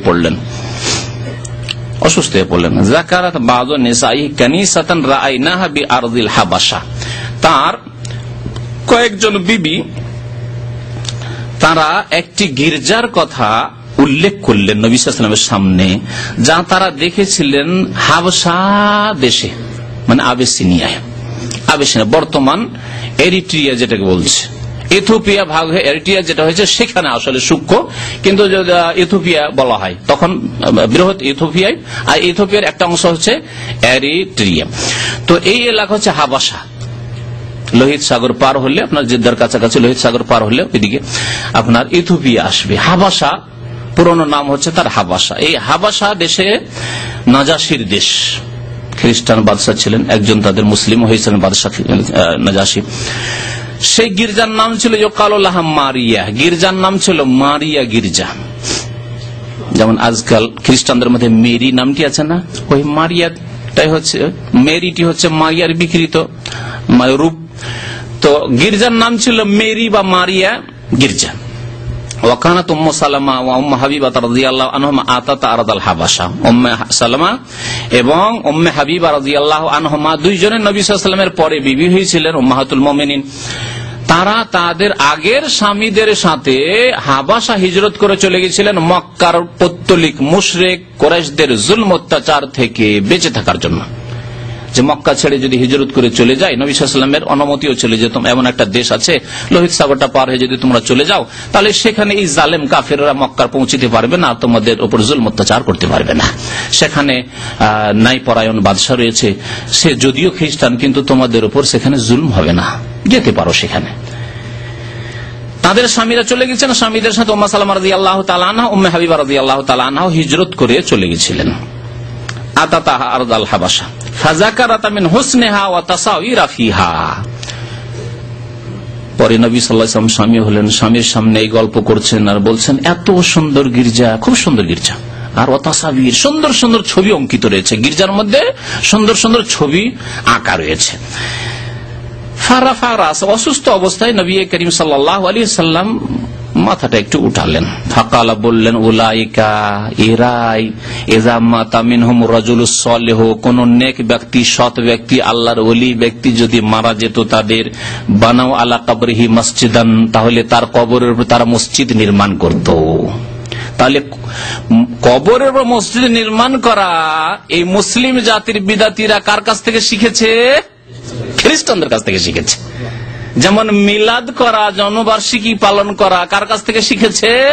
মিশরের খ্রিস্টান কিপ্টিদের কাছ থেকে শিখেছে। ইতিহাস প্রমাণ করে। যখন ফাতেমি নাম দিয়েছে ওই শাসকদের, কিন্তু তারা ফাতেমা রাদিয়াল্লাহু তাআলার সাথে তাদের কোনো সম্পর্ক নেই, দূরেরও। এরা ছিল রাফেজি শিয়া আর কি কর্মকর্তা। তারা মিশরে যখন তারা শাসক হলো, তখন সেখানে তারা প্রথম মিলাদ জন্মবার্ষিকী শুরু করলো নবী সাল্লাল্লাহু আলাইহি ওয়াসাল্লামের। কি দেখে? বলছে খ্রিস্টান, মিশরের খ্রিস্টানরা 25শে ডিসেম্বরে ঈসা আলাইহিস সালামের যদি জন্মবার্ষিকী পালন করে, আমরা মুহাম্মদুর রাসূলুল্লাহ সাল্লাল্লাহু আলাইহি ওয়াসাল্লামের কেন জন্মবার্ষিকী পালন করব না? আমরাও করব। তোরা করতে পারিস, আমরা করতে পারবো না? আমরাও করব। দেখলেন শিক্ষা কোথা থেকে? তেমনি কবরের ওপর মসজিদ তৈরি করা শিক্ষা কোথা থেকে আসলো? হাবাসার খ্রিস্টানরা করতো এরকম, যারা ছিল তখনকার শাসক। নবী সাল্লাল্লাহু আলাইহি ওয়াসাল্লাম কি বললেন? যে যখন সৎ লোক মারা যেত, বানাও আলা কবরিহি মসজিদান, কবরের উপর মসজিদ তৈরি করতো, সেখানে তারা সিজদা করতো, নামাজ পড়তো, ইবাদত বন্দেগী করতো। সুম্মা সাওয়ারু ফিহি তিলকা সুওয়ার, তারপরে যেই লোকগুলি মারা গেছে, যে কবরগুলি আছে, কবরে চলে গেছে, ওরা দেখতে পাচ্ছে না, ওদের কাল্পনিক ছবি দেয়ালে এঁকে নিত, যাতে করে ছবিগুলি দেখতে পায় যে এই যে ছবিগুলি দেখছো না, এরা এই কবরে দাফন আছে, এরা সব আল্লাহর ওলি। দুটি কাজ করতো। তাহলে দুই শিরক একত্রিত হয়েছিল তাদের মধ্যে। এক হচ্ছে শিরকুল কবর, কবরের পূজা, কবর মসজিদ তৈরি করে, আর এক হচ্ছে শিরকুত তাসাবির, প্রতিমা পুতুল পূজা, ছবি অঙ্কনের মাধ্যমে। পৃথিবীতে যে শিরক শুরু হয়েছে, এই দুই রকমের শিরক শুরু হয়েছে, আর পৃথিবীতে আজ পর্যন্ত এই দুই রকমের শিরক চলতে আছে। পৌত্তলিকদের কাছে রয়েছে পুতুলের পূজা, প্রতিমার পূজা, আর কবর পূজারীদের কাছে রয়েছে কবর পূজা, মাজার পূজা। এই দুই রকমের পূজা চলছে। আর এই দুইটি পূজা এসছে কোথেকে দেখছেন? খ্রিস্টানদের কাছ থেকে, বিজাতি আগের জাতিদের কাছ থেকে। এদের সম্পর্কে নবী করিম সাল্লাল্লাহু আলাইহি ওয়াসাল্লাম কি বললেন? প্রশংসা, ভালো কাজ করেছে, যাক চলবে।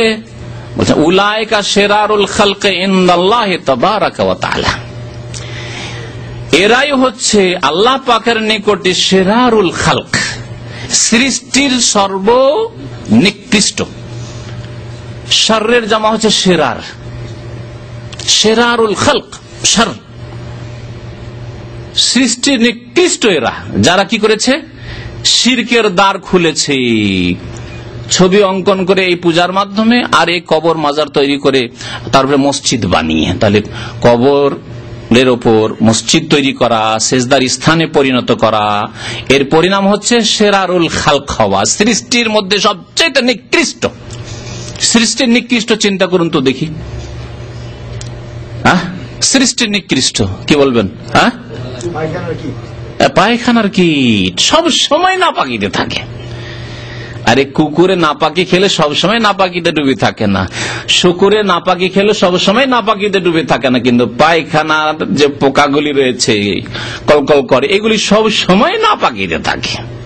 শিরারুল খালক, তার চাইতে নিকৃষ্ট যারা আল্লাহ ছাড়া অন্যের পূজা করে, আল্লাহ সৃষ্টি করলেন অন্যকে সেজদা করে, যারা কবর মাজার তৈরি করেছে, যারা প্রতিমা পুতুল তৈরি করেছে আর তার পূজা করেছে, উলাইকা শিরারুল খালকি ইনদাল্লাহি। সহিহ বুখারীর হাদিস। সহিহ বুখারীতে এই হাদিসটি 3 জায়গায় রয়েছে, 427 নম্বর, 434 নম্বর, 3873 নম্বর।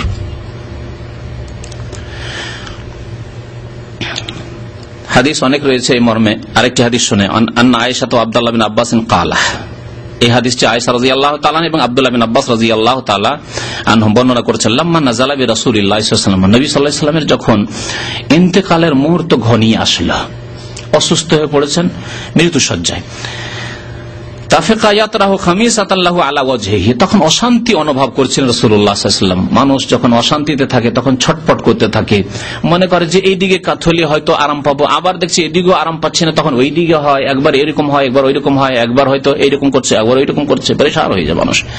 তো নবী করিম সাল্লাল্লাহু আলাইহি ওয়াসাল্লামের শেষ সময় এইরকমই কষ্ট হচ্ছিল।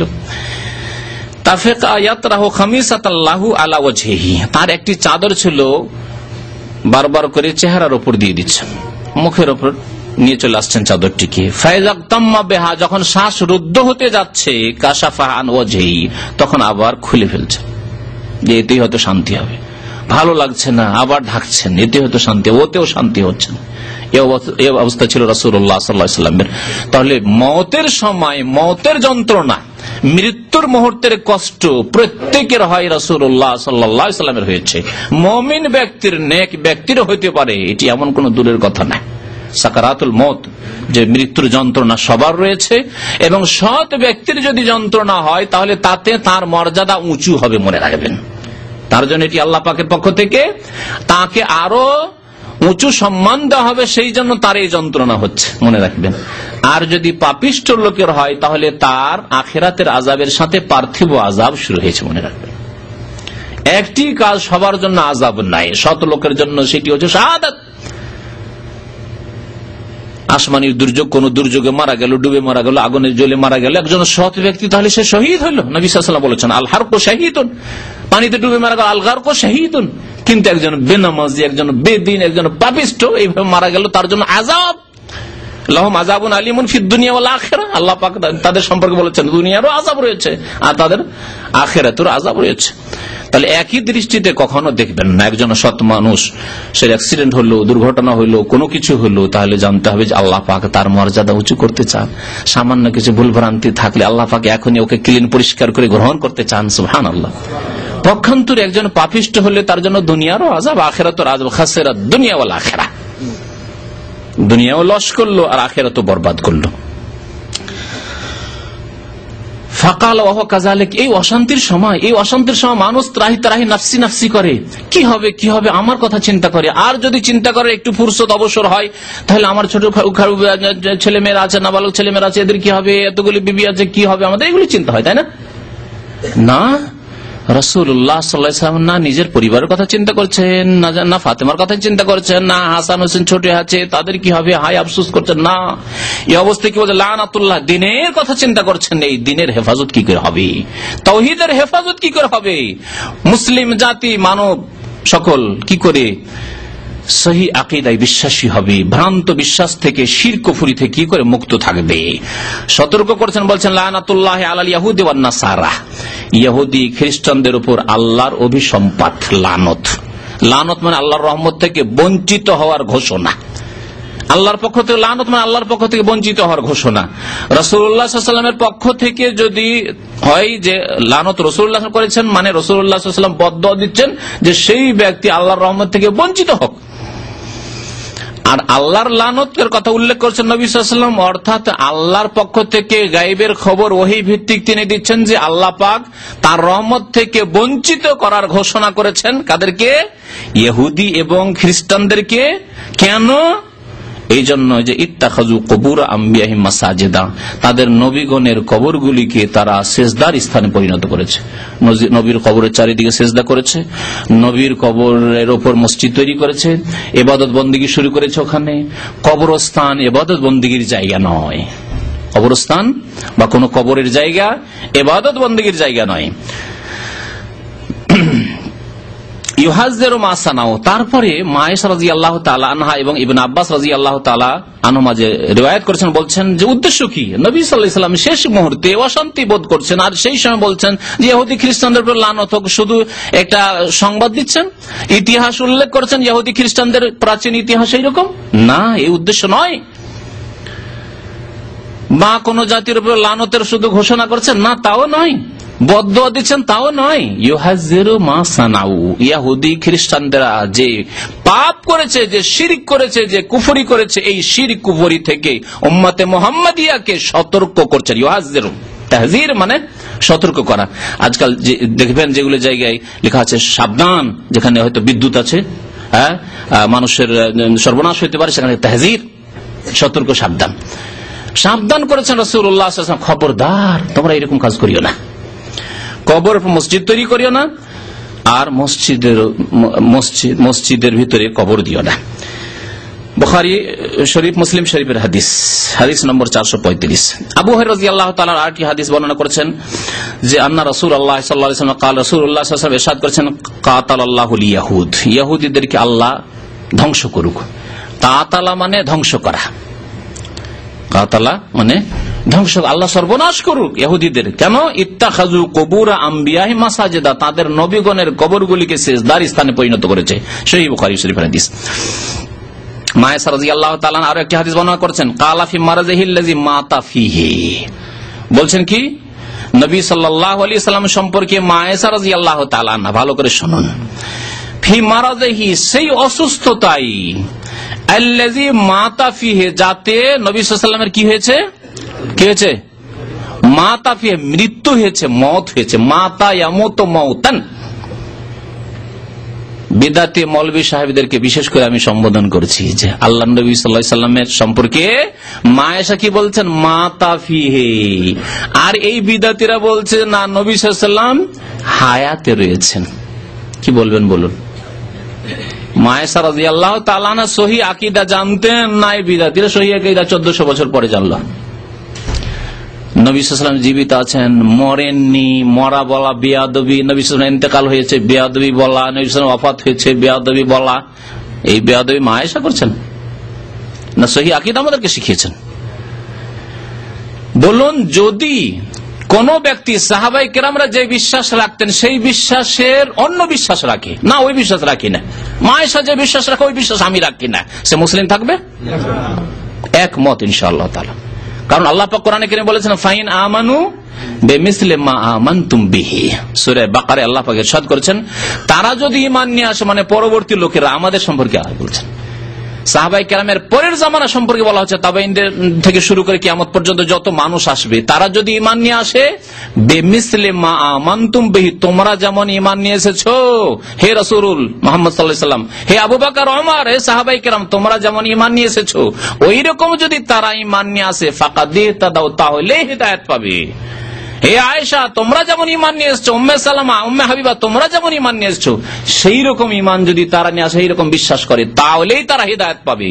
ওয়া ইন তাওয়াল্লাউ, আর তারা যদি বলে না না মা আয়েশা মাতা বললে কি হবে, নবী মরেননি, নবীর ইন্তেকাল হয়নি, তাহলে ওয়া ইন তাওয়াল্লাউ ফাইন্নামা হুম ফি শিকাক, তাহলে তারা বিক্ষিপ্ত হয়ে রয়েছে, তাদের অন্তরে শেকাক ফাটল রয়েছে, কোরআন সুন্নাহর সাথে মজবুত হয়ে নাই, তার অটুট নয়, শেকাক বিক্ষিপ্ত বিচ্ছিন্ন হয়ে রয়েছে। ফাসায়াকফিকাহুমুল্লাহ, আল্লাহ পাক বলছেন এদের জন্য আল্লাহ পাক যথেষ্ট। হে নবী তোমার জন্য এরা, আল্লাহ পাক রব্বুল আলামিন বলছেন যে হে নবী তোমার এরা কোনো ক্ষতি করতে পারবে না, তোমার দিনের কোনো ক্ষতি করতে পারবে না, আল্লাহ পাক তোমার পক্ষ থেকে এদের জন্য যথেষ্ট। আল্লাহ এদের হিসাব নেবেন, এদের সাথে বোঝাপড়া আল্লাহ পাক করবেন। ফাসায়াকফিকাহুমুল্লাহ বলছেন যে সেই অসুস্থতা ইন্তেকাল হয়ে যায় নবী সাল্লাল্লাহু আলাইহি ওয়াসাল্লাম, লানাল্লাহুল ইয়াহুদা ওয়ান নাসারা, ইহুদি খ্রিস্টানদের উপর আল্লাহর লানত হয়েছে, ইত্তাখাযু কুবুর আনবিহিম মাসাজিদা, এর অর্থ করা হয়েছে কালাত। তারপরে মা আয়েশা বলছেন ওয়ালাউলা যালিকা, এই ভয় যদি না থাকতো নবী সাল্লাল্লাহু আলাইহি ওয়াসাল্লামের কবর সম্পর্কে, লা উবরিজা কবরুহু, তাহলে বাল্লা আবরাজু কবরাহু, দুই রকমের রিওয়ায়াত, লা উবরিজা কবরুহু, তাহলে নবী সাল্লাল্লাহু আলাইহি ওয়াসাল্লামের কবরটিকে প্রকাশ্য জায়গায় রাখা হইতো, ঘরের মধ্যে দাফন করা হইতো না। ঘরের মধ্যে এই রহস্যই দাফন করা হয়েছে যে তাহলে যেই সেই ঢুকতেও পারবে না, আর কবরের কাছে গিয়ে সেজদাও করতে পারবে না, কবরের কাছে নবীর কাছে দোয়াও করতে পারবে না, আর নজর মান্যত ওখানে পেশ করব, দরখাস্ত আরজি পেশ করবো, এইসবও করতে পারবে না। যদি বাইরে হইতো কোন জায়গায়, খোলা জায়গায়, তাহলে কে পাহারা দিবে? যখন তখন এসে দরখাস্ত নিয়ে আসে, ইয়া রাসূল আল্লাহ নজর হাম ফরমাইয়ে, তারাহাম ইয়া নবী আল্লাহ তারাহাম, ফাজাইলে দুরুদ ফাজাইল আমল শোনাবো, তার কবিতা শুনাইলাম একটা, ইয়া রাসূলুল্লাহ রহম করুন, দয়া করুন, এগুলো এসে পড়তো, কে বাধা দিত খোলা জায়গায় থাকলে? ওয়ালাউলা যালিকা, এই আশঙ্কার জন্য নবীর কবরকে ঘরের মধ্যে দেওয়া হয়েছে, না হলে বাইরে দেওয়া হতো, লাউবরাজা কবরহু, কবরকে বাইরে দেওয়া হতো, লাবরাজু কবরহু, অন্য রিওয়ায়াতে সাহাবায়ে কেরাম খোলা জায়গায় তার কবর দিতেন, কিন্তু এই আশঙ্কায় খোলা জায়গায় কবর দিলে কিছুদিন পরে শিরক বিদআত শুরু হবে, কবর মাজার পূজার ব্যবসা যখন শুরু হবে তখন বড় মাজারে পরিণত হবে, আর সবাই এসে সেজদা করা, কে মান্নত করা, কে হাঁস মুরগ জবাই করা, কি তাওয়াফ করা, এইসব শুরু হবে।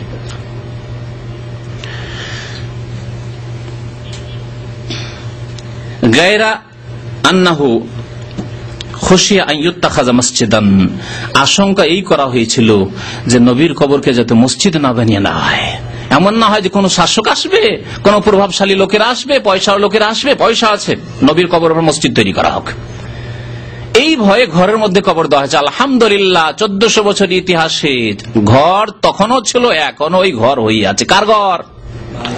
মা আয়েশা রাদিয়াল্লাহু তাআলা আনহার ঘর, নবী সাল্লাল্লাহু আলাইহি ওয়াসাল্লামের ছোট বিবির ঘর, ওই ঘরেই দাফন হয়েছে, ওই ঘরই আছে, কোন একদিনের জন্য সেই ঘরের মধ্যে কোনো নামাজ হয়নি। সুতরাং বিদআতীদের ভ্রান্ত ধারণা, অনেকে বলে মসজিদের মধ্যে, মসজিদ চারিদিকে করে হয়ে গেছে, কিন্তু ঘরই আছে, সেই জায়গায় কোনদিন না মসজিদ ছিল একদিনের জন্য, না সেজদা হয়েছে, না নামাজ হয়েছে, সেখানে ঘর আছে আপন জায়গায়, এবং কয়েক ঘেরা বেড়া দিয়ে ঘেরা আছে যাতে করে কেউ ওর মধ্যে ঢুকতে না পারে, এবং সরাসরি কিবলা বানিয়ে তাকে সামনে সেজদা না করতে পারে। তারপর যাদের অন্তর বাঁকা, যাদের অন্তরে বক্রতা আছে, ফাম্মাল্লাযিনা ফি কুলুবিহিম যায়গুন, আল্লাহ পাক বলছেন সূরা আলে ইমরানের শুরুতে, যাদের অন্তর বাঁকা, তো বাঁকা অন্তর নিয়ে ওখানে যায়, কত রকমের দরখাস্ত নিয়ে যায়, নবীর দরবারে হাজিরা দিতে যাচ্ছি, নবীর দরবারে মনের কামনা বাসনা পূরণের জন্য যাচ্ছে, নবীর কবরের কাছে গিয়ে বেশি বেশি নামাজ পড়বো, তা দোয়া করবো, তাহলে দোয়াটা তাড়াতাড়ি দ্রুত একেবারে কবুল হবে, হটলাইন পেয়ে যাব, এইসব ভ্রান্ত ধারণা।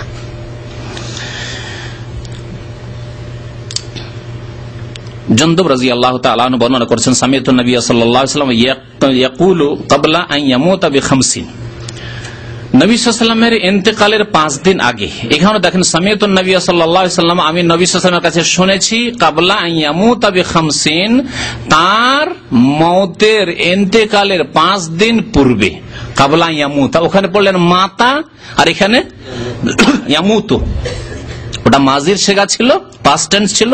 এটা হচ্ছে ইয়ামুতু, তার ইন্তেকালের 5 দিন পূর্বে আমি শুনেছি ওয়াহুয়া ইয়াকুলু, তিনি সাল্লাল্লাহু আলাইহি সাল্লাম ইরশাদ করছিলেন, ইন্নী আবরাউ ইলাল্লাহ আন ইয়াকুনা লি মিনকুম খলিল, আমি সম্পর্ক ছেদের ঘোষণা করছি যে আমার আল্লাহ ছাড়া কেউ খলিল অন্তরঙ্গ বন্ধু নেই। আমি কারো সাথে অন্তরঙ্গ বন্ধুত্বর কথা বলছি না, বরং এই ঘোষণা করছি যে আমার কোনো বন্ধুত্ব নেই কারো সাথে অন্তরঙ্গ বন্ধুত্ব। খলিল এমনি বন্ধু আলাদা, সাদিক বা রফিক এগুলি হচ্ছে বন্ধু, এমনি বন্ধু। কিন্তু খলিল মানে হচ্ছে অন্তরঙ্গ বন্ধু, যার ভালোবাসা হাড়ে হাড়ে সেরায় সেরায় গোষ্ঠের বিভিন্ন অংশে ঢুকে পড়েছে। এইরকম বন্ধুত্ব ভালোবাসাকে বলে খলিল। নবী সাল্লাল্লাহু আলাইহি ওয়াসাল্লাম বলছেন আমার একমাত্র খলিল, ফাইনাল্লাহ তাআলা কাদ ইত্তাখাযানি খলিলা, কারণ আল্লাহ পাক আমাকে অন্তরঙ্গ বন্ধু খলিল বানিয়েছেন। কামা ইত্তাখাযা ইব্রাহিমা খলিলা, যেমন ইব্রাহিম আলাইহিস সালামকে অন্তরঙ্গ বন্ধু বানিয়েছেন। ওয়ালাউ কুনতু মুত্তাখিযান মিন উম্মতি খলিলা, আমার উম্মতের কাউকে যদি আমি অন্তরঙ্গ বন্ধু হিসাবে গ্রহণ করতাম তাহলে লাত্তাখাযতু আবু বকরিন খলিলা, তাহলে আবু বকর সিদ্দিক রাদিয়াল্লাহু তাআলা আনহুকে আমি অন্তরঙ্গ বন্ধু হিসাবে গ্রহণ করতাম। কারণ বাল্য জীবনের বন্ধু, বড় হয়ে বন্ধু, সারা জীবনের বন্ধু, সেই যুগের ইসলাম আসার পূর্বেরও বন্ধু, ইসলাম আসার সাথে সাথে বন্ধু, হ্যাঁ, সুখেরও বন্ধু, দুঃখেরও বন্ধু, সোর পাহাড়ের গুহারও বন্ধু, সব জায়গার বন্ধু। আল্লাহ শুনে রাখো তারপরে কি বলছেন, তোমাদের পূর্বে যে সব জাতি ছিল, আমাদের পূর্বে কোন জাতি ছিল? ইহুদি খ্রিস্টান। মুসা আলাইহিস সালামের অনুসারী তো তারা নয়, অনুসরণ প্রথম যুগে করেছে, তারপরে তারাই বিভ্রান্ত হয়ে গেছে কবর পূজারীদের মধ্যে। যেমন নবী সাল্লাল্লাহু আলাইহি ওয়াসাল্লাম উম্মতের দাবিদার কবর পূজারীরা, তারা বিভ্রান্ত হয়ে গেছে। ওই রকম মুসা আলাইহিস সালামের উম্মত ছিল তারা, তারপরে এইরকম বিভ্রান্ত হয়ে গেছে। ওই রকম ঈসা আলাইহিস সালামের অনুসারী আর খাঁটি অনুসারী নেই, সব বিভ্রান্ত হয়ে গেছে আজকালকার কবর পূজারীদের মতো, যারা নবী সাল্লাল্লাহু আলাইহি ওয়াসাল্লামের অনুসরণ থেকে বিভ্রান্ত হয়েছে। তোমাদের পূর্বের জাতি যারা ছিল, ইয়াত্তাখিযুনা কুবুর আম্বিয়াইহিম ওয়া সালিহিহিম মাসাজিদা, তারা তাদের নবীগণের কবর এবং নেক লোকদের, ওলিদের কবর কে মসজিদ বানিয়ে নিয়েছিল। ফালা, সাবধান, ফালা তাত্তাখিযুল কুবুরা মাসাজিদা, তোমরা কবরগুলিকে সেজদার স্থানে পরিণত করিও না। ওয়া ইন্নী আনহাকুম আন যালিকা, আমি তোমাদেরকে এই রকম পাপ থেকে, অন্যায় থেকে নিষেধ করছি, খবরদার এরকম কাজ করবে না। ইন্নী আনহাকুম আন যালিকা, কত সুন্দর স্পষ্ট কথা। আমি তোমাদেরকে নিষেধ করছি, খবরদার মসজিদের ওপর, মসজিদের ভিতরে কবর দেবে না, কবরের উপর মসজিদ বানাবে না, মসজিদ কবরের পাশে সেজদা করবে না, সবগুলি অর্থ এতে শামিল। মসজিদকে কিবলা বানাবে না, মসজিদকে, কবরকে কিবলা বানাবে না, কবরকে সামনে করে তোমরা নামাজ পড়বে না, এই সবগুলি অর্থ এতে শামিল রয়েছে। ইন্নী আনহাকুম আন যালিকা, মুসলিম শরীফের হাদিস, হাদিস নম্বর 1216। আবু ওবাইদা রাদিয়াল্লাহু তাআলা আনহু বর্ণনা করেছেন, আখিরু মা তাকাল্লামা বিহি নবী সাল্লাল্লাহু আলাইহি ওয়াসাল্লাম, সর্বশেষ যে বাণীটি ছিল রাসূলুল্লাহ সাল্লাল্লাহু আলাইহি ওয়াসাল্লামের, সর্বশেষ বাণী কি ছিল? আখরিজু ইয়াহুদা আহলিল হিজাজ ওয়া আহলান নাজরান মিন জাজিরাতিল আরব, হিজাজের ইহুদিদেরকে আর নাজরানের খ্রিস্টানদেরকে মিন জাজিরাতিল আরব, জাজিরা আরব থেকে, আরব উপদ্বীপ থেকে বের করে দাও। ওসিয়ত ছিল যাদেরকে রাখবে না এখানে। আরেকটা হাদিস রয়েছে, আখরিজুল মুশরিকিনা মিন জাজিরাতিল আরব, মুশরিক পৌত্তলিকদেরকে জাজিরা আরব থেকে বের করে দাও, অর্থাৎ স্থায়ীভাবে বসবাস করতে দিও না। তবে যদি দেশের প্রয়োজন হয়, সেজন্য ক্ষণিকের জন্য, কিছুদিনের জন্য নিয়ে আসে আর কাজ করে আবার ফিরে যায়, তাহলে এটা চলে আসছে, 1400 বছর ইতিহাসে চলে আসছে, এরকম করা যেতে পারে। কিন্তু ওলামারা বলছে স্থায়ীভাবে বসবাস করে জাজিরা আরবে, নবী সাল্লাল্লাহু আলাইহি ওয়াসাল্লাম উপদেশ করেছেন খবরদার তাদেরকে এখানে রাখিও না, স্থায়ীভাবে নাগরিকত্ব দিয়ে রাখিও না।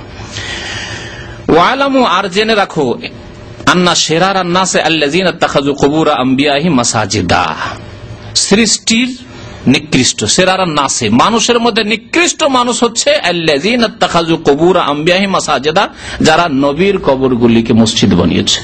তাহলে এখানে আরেকটি কথা বলি, নবী, আচ্ছা নবীকে এক জায়গায় রাখেন, তারপরে রাখেন আরেক জায়গায় আল্লাহর ওলি ওয়া সালেহিনকে রাখেন, হ্যাঁ, সাহাবায়ে কেরাম, তাবেঈন, তাবা তাবেঈন, আইম্মায়ে কেরাম, আবু হানিফা, শাফিঈ, মালিক, আহমদ, আল্লাহর ওলি নেক বান্দাদেরকে রাখেন। আর তারপর সাধারণ মুসলিমদেরকে রাখেন, যাদের মধ্যে শিরক বিদআত নেই, সাধারণ মুসলিম মানুষ। তারপর রাখেন বিদআতি মুসলিমদেরকে রাখুন। বলুন তো, নবীদের মর্যাদা কত উঁচা? সবচেয়ে উঁচা মর্যাদা কার? নবী রাসূলগণের। নবী রাসূলগণের। তো নবী রাসূলের কবরের ওপর মসজিদ তৈরি করায়, নবী রাসূলের কবরের পাশে সিজদা করায়, নবী রাসূলের কবরগুলিকে মসজিদে করায় যদি লানত হয়ে থাকে, তাহলে নবী ছাড়া অন্যদের কবর, যদিও তারা ইমাম সাহেব হোক আর আল্লামা হোক আর বড় আলেম হোক, ইমাম আবু হানিফা, শাফি, মালিক, আহমদি হোক না কেন, কেউ হোক না কেন, মুহাদ্দিসিন হোক না কেন, তাহলে কি অবস্থা হইতে পারে? বাদ দেন ওটাও। বিদাতি যদি হয়, ওয়াহদাতুল ওজুদ আর হুলুল আর শিরক আর বিদাত আর ফানা ফিল্লা, এসব শিরক কুফরিতে বিশ্বাসী ভণ্ড যারা পীরতন্ত্রে বিশ্বাসী, তারা যদি হয়, বিদাতিরা হয়, তাদের কবরগুলিকে যারা মসজিদে পরিণত করেছে, সেজদার জায়গায় পরিণত করেছে, তাদের অবস্থা কি হবে? আর ভুয়া যদি কবর হয়, অসৎ লোক, পাপিষ্ট, কতদিন যে উজু গোসল করেনি, নামাজ রোজা করেনি, যে চুলে জটা লেগে গেছে, এরকম মস্তানগুলি না কবর নিয়ে বসে থাকে, আর ওরা মারা গেলেই তো মাজার তৈরি হয়, এগুলি হয়েছে। এদের কবরগুলিকে যদি সেজদার স্থানে পরিণত করে, তাদের দশা কি হবে? লানতের উপর লানত, লানত, লানত, লানতই হইতে থাকবে। যদি নবীদের কবরের উপর লানত হয়, নবীদের কবর মানে ভিত্তি করে কবরগুলিকে যদি কেউ সিজদার স্থানে পরিণত করে, লানত হইল। তাহলে যদি অন্যদের কবর সৎ লোক হইলো, লানত হইল। অসৎ লোকের কবরকে যদি মসজিদ বানায়, তাহলে আরো কত লানত। তাহলে লানত দার লানাত, ফার্সিতে বলে লানত দার লানাত, লানতের উপর লানত, অভিশাপের উপর অভিশাপ, অভিশাপের অভিশাপ হইতে থাকবে। মুসনাদ আহমদের হাদিস, আরেকটি হাদিস আব্দুল্লাহ বিন মাসউদ রাদিয়াল্লাহু তাআলা বর্ণনা করেছেন, মুসনাদ আহমদে রয়েছে, ইবনে হিব্বানে রয়েছে, আবু হাতিম বর্ণনা করেছেন। সামিআতু রাসূলুল্লাহ সাল্লাল্লাহু আলাইহি ওয়াসাল্লাম ইয়াকুল ইন্না মিন শিরারিন নাস মান তুদরিকুহু সাআতু ওয়া হুম আহইয়া। সৃষ্টির মধ্যে নিকৃষ্ট বা মানব জাতির মধ্যে নিকৃষ্ট মানুষ হচ্ছে দুই রকমের মানুষ। এক রকমের মানুষ হচ্ছে যে কিয়ামত যেই দিন হবে সেই দিন যারা জীবিত থাকবে, যেই দিন পশ্চিম দিক থেকে সূর্য উঠছে আর জীবিত হয়ে আছে, যারা দুনিয়ায় বেঁচে আছে, ওরা হলো শিরারুন নাস। ইন্না মিন শিরারিন নাস মান তুদরিকুহু সাআতু ওয়া হুম আহইয়াউন। জীবিত অবস্থায় যাদেরকে কিয়ামত পেয়ে যাবে, তারা হচ্ছে সবচেয়ে নিকৃষ্ট মানুষ। কেন? তাহলে সেদিন কি নামাজি লোক থাকবে না পৃথিবীতে? নেক লোক থাকবে না? হালাল খাওয়া লোক থাকবে না? থাকবে না। যেই দিন সূর্য পশ্চিম দিক থেকে উঠতে যাবে, তার আগে হাদিসে রয়েছে একটি সুন্দর বাতাস প্রবাহিত হবে, আরামদায়ক বাতাস। সেই বাতাসে যত মুমিন মুমিনাত হবে, তাদের আত্মাগুলি সব কবজ হয়ে যাবে, সব মারা যাবে, দুনিয়া থেকে বিদায় নেবে। আর শুধু ফাসিক, কাফের, লম্পট, বেদিন এরাই থেকে যাবে। অধ্যায় কায়েম করেছেন আইম্মায়ে কেরাম, তিরমিজিতে রয়েছে, বুখারী শরীফে রয়েছে, বাবু লা তাকুমুস সাআতু ইল্লা আলা শিরারিল খালক। এই অধ্যায় হচ্ছে এই সম্পর্কে যে কিয়ামত কায়েমই হবে না, একমাত্র কায়েম হবে কার উপর? শিরারুল খালক, সৃষ্টির যারা নিকৃষ্ট তাদের উপর কিয়ামত কায়েম হবে। তাহলে কিয়ামতের যে কষ্ট, সেই কষ্ট মুমিন মুমিনাত পাবে না, তার আগেই মুমিন মুমিনাত দুনিয়া থেকে বিদায় নেবে, আরাম পেয়ে যাবে। আর দ্বিতীয় নিকৃষ্ট মানুষ ওমাইয়াত্তাখিযুল কুবুরা মাসাজিদা, যারা কবরগুলিকে সেজদার স্থানে পরিণত করে, তারা হচ্ছে নিকৃষ্ট মানুষ। কবর সম্পর্কে বাড়াবাড়ি করা সতর্ক করেছেন নবী করিম সাল্লাল্লাহু আলাইহি ওয়াসাল্লাম, এবং দোয়া করেছেন আল্লাহ পাকের কাছে, আল্লাহ, কিছু লোকেরা কবর নিয়ে বাড়াবাড়ি করবে, আল্লাহ ওদের থেকে আমার কবরকে বাঁচিয়ে রাখি। আন আবি হুরায়রা আনিন নবী সাল্লাল্লাহু আলাইহি ওয়াসাল্লাম قال, নবী করিম সাল্লাল্লাহু আলাইহি ওয়াসাল্লাম ইরশাদ করেছেন, আবু হুরায়রা রাদিয়াল্লাহু তাআলা আনহু হাদিসটি বর্ণনা করেছেন, আল্লাহুম্মা লা তাজআল কবরি ওয়াসনা। হে আল্লাহ, দোয়া করেছেন নবী করিম সাল্লাল্লাহু আলাইহি ওয়াসাল্লাম, হে আল্লাহ, আমার কবরকে তুমি ওয়াসানে পরিণত করিও না। ওয়াসান মানে পূজার বস্তুতে পরিণত করিও না। ওয়াসান আর সানাম, এই দুইটি শব্দ। সানামের জামা হচ্ছে আসনাম। ইব্রাহিম আলাইহিস সালামের ঘটনা কোরআনে কারিমে যেখানে উল্লেখ করা হয়েছে, সেখানে বলা হয়েছে আসনামান আলিহা। তারা আসনাম মানে প্রতিমা, পুতুলের তারা পূজা করত। এক পূজা হচ্ছে আল্লাহ ছাড়া অন্যের পূজা হচ্ছে সান্নাম মানে মূর্তি, প্রতিমা, পুতুলের পূজা। আর এক হচ্ছে ওয়াসান। ওয়াসান মানে যে কোনো বস্তুর পূজা, সে প্রতিমার আকারে হোক অথবা গাছের আকারে হোক, পাথর হোক, হ্যাঁ, কোন ঘর বাড়ি হোক, আর নদী নালাই হোক, গঙ্গা হোক, আর যমুনা হোক, আর গাভী হোক, আর কবর মাজার হোক, জি, বাবার জুতা হোক, কদমে রসুল হোক, বা হজরত বাল হোক, মুয়ে মোবারক যেমন কাশ্মীরে আছে, কাশ্মীরে যে বেশ কিছুদিন আগে যে একটা ঘটনা ঘটেছিল না, কি বলা, হজরত বাল মসজিদ। হজরত বাল মসজিদের ইতিহাস হচ্ছে যে বাল মানে হচ্ছে চুল, আর কবর পূজারীদের ধারণা যে ওখানে নবী করিম সাল্লাল্লাহু আলাইহি সাল্লামের মুয়ে মোবারক, বুঝেন তো ফার্সি ভাষা, মুয়ে মোবারক মানে চুল মোবারক, মুবারক চুল ওখানে চলে গেছে। আরব দেশে কোথাও থাকলো না, শুধু কাশ্মীরে নবীর কি পৌঁছে গেছে, চুল পৌঁছে গেছে। ওই রকমই কদমে রসুল, গোটা সৌদি আরব কোথাও কদমে রসুল পাওয়া যায় না। নবী সাল্লাল্লাহু আলাইহি ওয়াসাল্লাম এত হেঁটেছেন, কোথাও নবী সাল্লাল্লাহু আলাইহি ওয়াসাল্লামের পায়ের নিশানা পাওয়া যায় না, কিন্তু চিটাগাঙে পৌঁছে গেছে। আর আমি আর একটি মাদ্রাসায় শিক্ষকতা করতাম এখানে আসার আগে কিশোরগঞ্জে, ওখানে একটি জায়গা আছে কবর পূজারীদের, ওখানে কয়েকটা মাজার আছে, আর ওই জায়গাটির নামই হচ্ছে কদমে রসুল। আরে ভারতে জিন্দেগিতে নবী সাল্লাল্লাহু আলাইহি ওয়াসাল্লাম যাননি, কোন সাহাবী গেছেন কিনা সন্দেহের বিষয়, হ্যাঁ, দুই একজন ছাড়া মনে হয় বা কয়েকজন ছাড়া। তাহলে আশ্চর্য কথা যে কি করে কদমে রসুল সেখানে পৌঁছে গেল। ওরা বলবেন না না না, নবী সাল্লাল্লাহু আলাইহি ওয়াসাল্লাম এই পাথরখানে কবর পা রেখেছিলেন মদিনায়, আর ওখান থেকে আমরা উঠিয়ে নিয়ে চলে এসেছি। মাশাআল্লাহ, হ্যাঁ, মদিনার লোকেরা নিজের বাড়ি থেকে উঠিয়ে রাখতে পারলো না, মক্কার লোকেরা ওই পাথরগুলিকে উঠিয়ে রাখতে পারলো না যেখানে নবী সাল্লাল্লাহু আলাইহি ওয়াসাল্লাম কদমে মোবারক রেখেছেন। আর চিটাগাঙের লোকেরা মাশাআল্লাহ, হয়তো তাদের ইমানের বয়স, ইসলামের বয়স 500 বছরই হবে, না 700 বছরই হবে, 800 বছর কি 1000-এর বেশি তো যাবেই না হয়তো, হ্যাঁ। আর তারা উঠিয়ে নিয়ে চলে গেছে কদমে রসুল। ভারতের লোকেরা কদমে রসুল উঠিয়ে নিয়ে চলে গেছে, ভারতে কদমে রসুল, বাংলাদেশে কদমে রসুল। এসব শিরক, এসব শিরকের স্থান, এসব বাড়াবাড়ি করে এগুলো কি বলা হয়েছে, ওয়াসান বলা হয়েছে, ওয়াসান। তাহলে ওয়াসান শব্দটি আম, একটু ব্যাপক, প্রতিমা পুতুলের পূজাকে সামিল, কবর, মাজার, নদী, নালা যা কিছুর পূজা হচ্ছে সামিল। এমনকি কবর মাজারের আশেপাশে যে সব জানালা আছে, জানালাতে তেনা বাঁধে, তেনা পীর বলে ওটাকে। তেনা পীর শুনেছেন? আছে, আমাদের এলাকায় দেখেছি তেনা পীর আছে। তেনা বেঁধে দিয়ে চলে আসে, মনের আশা পূরণ হয়ে যাবে, বেশি কিছু চাইতে হবে না, তেনা বেঁধে আসলে। আর একটা আছে, আমার এক ওস্তাদ বলতেন, ঢেলা পীরের খুব ওয়াজ করতেন উনি, ওয়াইজ ছিলেন আমার এক ওস্তাদ, ভালো ওস্তাদ। তো ঢেলা পীরের ওয়াজ করতেন। ঢেলা পীর মানে ঢেল মারতে হয় বাস। তো একবার এক জলসায় গেছিলাম, তো রাস্তায় দেখছি একটা গাছের তলে অনেক ঢেল জমা হয়ে আছে, একবারে পালালি গাছে ঢেলার। তো এলাকার লোক জিজ্ঞাসা করলাম, তখন গরুর গাড়িতে বক্তাদের যাতায়াত গ্রামে গঞ্জে গরুর গাড়িতে হইতো। তো গরুর গাড়িতে আসছি, দেখছি যে এত ঢেলা কেন উঁচা হয়ে আছে। জিজ্ঞাসা করলো, বলছে এইটা ঢেলা পীরের আস্তানা, ঢেলা পীরের দরবার, ঢেলা পীরের দরবার শরীফ, সবগুলি শরীফ। এগুলি হচ্ছে ওয়াসান, ওয়াসান। আল্লাহ ছাড়া যারই পূজা হয়েছে, যে কোনো ব্যক্তির হোক আর বস্তুর হোক, সেগুলি হচ্ছে ওয়াসান। নবী করিম সাল্লাল্লাহু আলাইহি ওয়াসাল্লাম দোয়া করেছেন, আল্লাহুম্মা লা তাজআল কবরি ওয়াসানান ইউবাদ, আল্লাহ আমার কবরকে ওয়াসান, পূজার বস্তুতে পরিণত করে দিও না, যেন কেউ কবরে পূজা না করতে পারে আমার, যার ইবাদত হবে, পূজা হবে।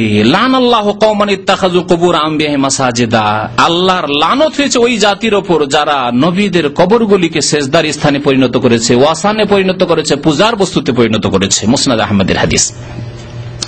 আতা বিন ইয়াসার রাদিয়াল্লাহু রাহমাতুল্লাহি আলাইহি তাবেঈ, তিনি বর্ণনা করেছেন, আন্না রাসূলুল্লাহ সাল্লাল্লাহু আলাইহি ওয়াসাল্লাম قال আল্লাহুম্মা লা তাজআল কবরি ওয়াসানান ইউবাদ, আল্লাহ আমার কবরকে ওয়াসানে পরিণত করিও না, যে যার পূজা করতে পারি। ইস্তাদ্দা গাযাবুল্লাহ আলা কওমি, অতিরিক্ত এই আছে, ইস্তাদ্দা গাযাবুল্লাহ আলা কওমিন, সেই জাতির উপর আল্লাহর চরম ক্রোধ হয়েছে, রাগ হয়েছে। ইস্তাদ্দা মানে কঠোর রাগ হয়েছে আল্লাহ পাক রব্বুল আলামিনের কোন জাতির উপর, ইত্তাখাযু কুবুরা আম্বিয়াহিম মাসাজিদা, যারা নবীগণের কবরগুলিকে সিজদার স্থানে পরিণত করেছে। হাদিসটি মুয়াত্তা মালিকের হাদিস। কবরের সম্পর্কে আরেকটি বাড়াবাড়ি, যেটি শিরকের রাস্তা, তা হচ্ছে কবরের উপর ঘর নির্মাণ। মসজিদ তৈরি করলো না, কিন্তু এমনি ঘর তৈরি করেছে, গম্বুজ। আর প্রায় যেগুলিকে মাজার বানা হয়েছে, মসজিদ না হইলেও গম্বুজ বানানো আছে, বা ঘর, তারপরে বিল্ডিং তৈরি করে দিয়েছে, ঘর তৈরি করে দিয়েছে, আস্তানা। নবী করিম সাল্লাল্লাহু আলাইহি ওয়াসাল্লাম নিষেধ করেছেন, কারণ এটি হচ্ছে শিরকের রাস্তা। এইভাবে ধীরে ধীরে শিরক শুরু হয়েছে। আন জাবিরিন ক্বালা নাহা রাসূলুল্লাহ সাল্লাল্লাহু আলাইহি ওয়াসাল্লাম আন ইউজাসসাসাল কবর, জাবির রাদিয়াল্লাহু তাআলা বর্ণনা করছেন যে রাসূলুল্লাহ সাল্লাল্লাহু আলাইহি ওয়াসাল্লাম নিষেধ করেছেন কবরকে পাকা করতে, কবরকে বাঁধতে নিষেধ করেছেন। ওয়া ইউকআদা আলাইহি, কবরের পাশে অবস্থান করতে, বসে থাকতে নিষেধ করেছেন। কবরের ওপরে বা কবর পাশে বসে থাকবেন মুজাবির হয়ে, মুজাবির বলে ওদেরকে, যে মস্তানগুলি বসে থাকে নিষেধ করেছেন। ওয়াইয়ুবনা আলাইহি, এবং তারপর বিল্ডিং বানাতেও নিষেধ করেছেন, পাকা করাও নিষেধ করলে। তাহলে তিনটি নিষেধ আসলো। একটা হচ্ছে কবরকে চুনকাম করা, যেটা বলা হয় জাসাসাত, হচ্ছে চুনকাম করা, তাহলে পাকা করা নিষেধ করা হইল। তারপরে বসা, সেখানে বসে থাকা না, দোয়া করবেন, দোয়া করে চলে আসেন আপনি মাইয়েতের জন্য, তার জন্য দোয়া করেন, নিজের জন্য নয়। নিজের জন্য দোয়া করার জন্য আল্লাহর ঘর মসজিদ আছে, নিজের বাড়ি আছে। কবর ওয়ালার জন্য দোয়া করুন, দোয়া করে ফিরে আসেন। বসে থাকা সেখানে নিষেধ করা হইল। ঘর বাড়ি বিল্ডিং তৈরি করা আইয়ুবনা আলাইহি, তাও নিষেধ করা হইল, মুসলিম শরীফের হাদিস। কবর যদি বেশি উঁচা করে কেউ তৈরি করে, যতগুলি মাজারের পূজা হচ্ছে সেগুলি আধা হাতের বেশি উঁচা। নবী করিম সাল্লাল্লাহু আলাইহি ওয়াসাল্লাম বলেছেন, আধা হাতের বেশি কোনো কবর উঁচা থাকবে না। যদি কোনো উঁচা কবর থাকে তার সাথে কি আচরণ করতে হবে শুনুন। কোন কবর যদি পাকা থাকে তার সাথে আমাদের ফরজ দায়িত্ব কি করণীয় তা শুনুন। আবুল হাইয়াজ আল আসাদি রাহমাতুল্লাহ আলাইহি, আলী ইবনে আবি তালিব রাদিয়াল্লাহু তাআলা আনহু ছাত্র তাবেঈ, তিনি বলছেন, কালা কালালি আলী ইবনে আবি তালিব, আমাকে আমার ওস্তাদ আলী ইবনে আবি তালিব রাদিয়াল্লাহু তাআলা আনহু, নবী করিম সাল্লাল্লাহু আলাইহি ওয়াসাল্লামের প্রিয় জামাই, প্রিয় ভাই, চাচাতো ভাই, চতুর্থ খলিফায়ে রাশেদ, হাসান হোসেনের পিতা, ফাতেমা রাদিয়াল্লাহু তাআলার স্বামী রাদিয়াল্লাহু তাআলা আনহুম আজমাইন বলছেন, আলা আবআসুকা আলা মা বাসানি আলাইহি রাসূলুল্লাহ সাল্লাল্লাহু আলাইহি ওয়াসাল্লাম, তোমাকে কি এমন একটি গুরু দায়িত্ব দিয়ে পাঠাবো যে গুরু দায়িত্ব দিয়ে আমাকে রাসূলুল্লাহ সাল্লাল্লাহু আলাইহি ওয়াসাল্লাম একদিন পাঠিয়েছিলেন। তোমাকে একটি বড় দায়িত্ব দেব, যেটা পালন করতে হবে, যেই দায়িত্ব আমাকে একদিন রাসূলুল্লাহ সাল্লাল্লাহু আলাইহি ওয়াসাল্লাম দিয়েছিলেন। কি? দুইটি কাজ। আল্লাহ তাদা তিমসালান ইল্লা তামাসতাহু, কোন ছবি যদি পাও বা কোন মূর্তি যদি পাও তা নিশ্চিহ্ন করে দেবে। ছবি থাকে ছিঁড়ে ফেলে দাও, ভেঙে ফেলে দাও, হ্যাঁ, মূর্তি তৈরি করতে ভেঙে ফেলে দাও, নিশ্চিহ্ন করে দাও, তামাসতাহু, মুছে ফেলো। ওয়ালা কবরান মুশরিফান, আর যদি কোনো উঁচা কবর পাও, উঁচা হয়ে আছে, মাজারগুলি কত উঁচা করা আছে, কমপক্ষে 1 হাত 1.5 হাত উঁচা করে পাকা করে বাঁধা আছে, বুকের উপরে একেবারে এত ভারী পাথর চাপা আছে যে আল্লাহ জানে বেচারাকে কত কষ্ট হচ্ছে।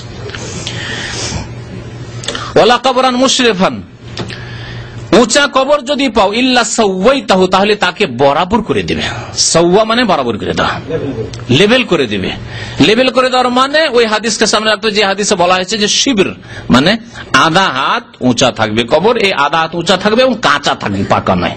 আধা হাত উঁচা মাটি নতুন কবর উপর থাকবে, তারপরে বসে যাবে, আর উঁচা করার প্রয়োজন নেই। পুরো হয়ে গেছে, বসে গেছে, নেমে গেছে, আর উঁচা করা আর প্রয়োজন নেই, বরং জায়েজও নেই। দরকার নেই যে বারবার করে আসবেন আর আমার আব্বার কবরটাকে একটু উঁচা করি, আধা হাত উঁচা করি, না। প্রথম যখন নতুন কবর দিলেন তখন আধা হাত উঁচা করে রাখবেন মাটিটা। মুসনাদ আহমদের হাদিস আর সহিহ মুসলিমের হাদিস। বলুন রাসূলুল্লাহ সাল্লাল্লাহু আলাইহি ওয়াসাল্লামের আদেশ কি, উপদেশ কি কবর সম্পর্কে? আলী রাদিয়াল্লাহু তাআলা আনহুর উপদেশ কি কবর সম্পর্কে? উঁচা কবর দেখলে, পাকা কবর দেখলে ভেঙে ফেলে দিয়ে বরাবর করে দাও, সমতল করে দাও, সমতল করে দাও। এই দায়িত্ব কে পালন করবে? রাসূলুল্লাহ সাল্লাল্লাহু আলাইহি ওয়াসাল্লাম যেমন আল্লাহ পাক তাকে ক্ষমতা দিয়েছিলেন তিনি পালন করেছেন, আলী রাদিয়াল্লাহু তাআলা আনহুকে ক্ষমতা দিয়েছেন, খলিফা হয়েছিলেন তিনি পালন করেছেন। সুতরাং সরকারদেরকে বলবো, তাদের দায়িত্ব হচ্ছে দেশে যত পাকা কবর রয়েছে, যেসব কবরে আল্লাহ ছাড়ার পূজা হচ্ছে, সেজদা হচ্ছে, শিরক হচ্ছে, কুফরি হচ্ছে, সেসব কবরগুলিকে সমতল করে দাও, সাধারণ কবরে পরিণত করা। আর যাতে চিনতেও না পারে যে কোথায় কার কবর আছে। যেমন অন্য অন্য লোকের বাবা মায়ের কবর আছে, আত্মীয় স্বজনের কবর আছে, কবরস্থান আছে, এটিও কবরস্থান, এইরকম কবরস্থান হবে, যাতে শিরকের রাস্তা আবার 25-50 বছর পরে আবার বিদাতি সরকার আসলো, শিরক কুফরির বাজার আবার গরম করে দিল, এমনটা না হয়, যাতে চিনতে না পারে যে কোথায় কার কবর আছে। চেনা জরুরি নয় যে কার কোথায় কবর আছে। তারপরে মহিলাদের জিয়ারত কবরের হারাম, লানত করেছেন রাসূলুল্লাহ সাল্লাল্লাহু আলাইহি ওয়াসাল্লাম। আর এই মাজারগুলিতে সংখ্যা যদি গণে দেখেন, পুরুষের চাইতে মহিলাদের সংখ্যা বেশি হবে।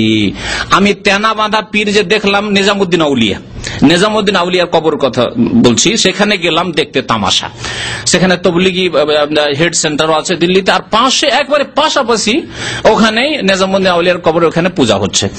তো মহিলাদের সংখ্যা সবচেয়ে বেশি যারা তেনা নেকড়া বাঁধছে জালিতে, অবস্থা। আর তার মধ্যে আবার যদি দেখা যায় যে হিন্দু আর শিখ দেখেও চেনা যাচ্ছে এগুলি হিন্দু শিখ, কি বলছে ওটাকে সিঁদুর লাগিয়ে আছে, অথবা শিখদের দেখলে বোঝা যাচ্ছে যে দাড়ি মোজ দেখে বোঝা যাচ্ছে শিখদের সংখ্যা আর হিন্দুদের সংখ্যা মুসলিম চাইতে কম না, কারণ ধর্ম একই। লাকুম দিনুকুম ওয়ালিয়া দিন নাই, কুল্লু দিন সাওয়া সাওয়া।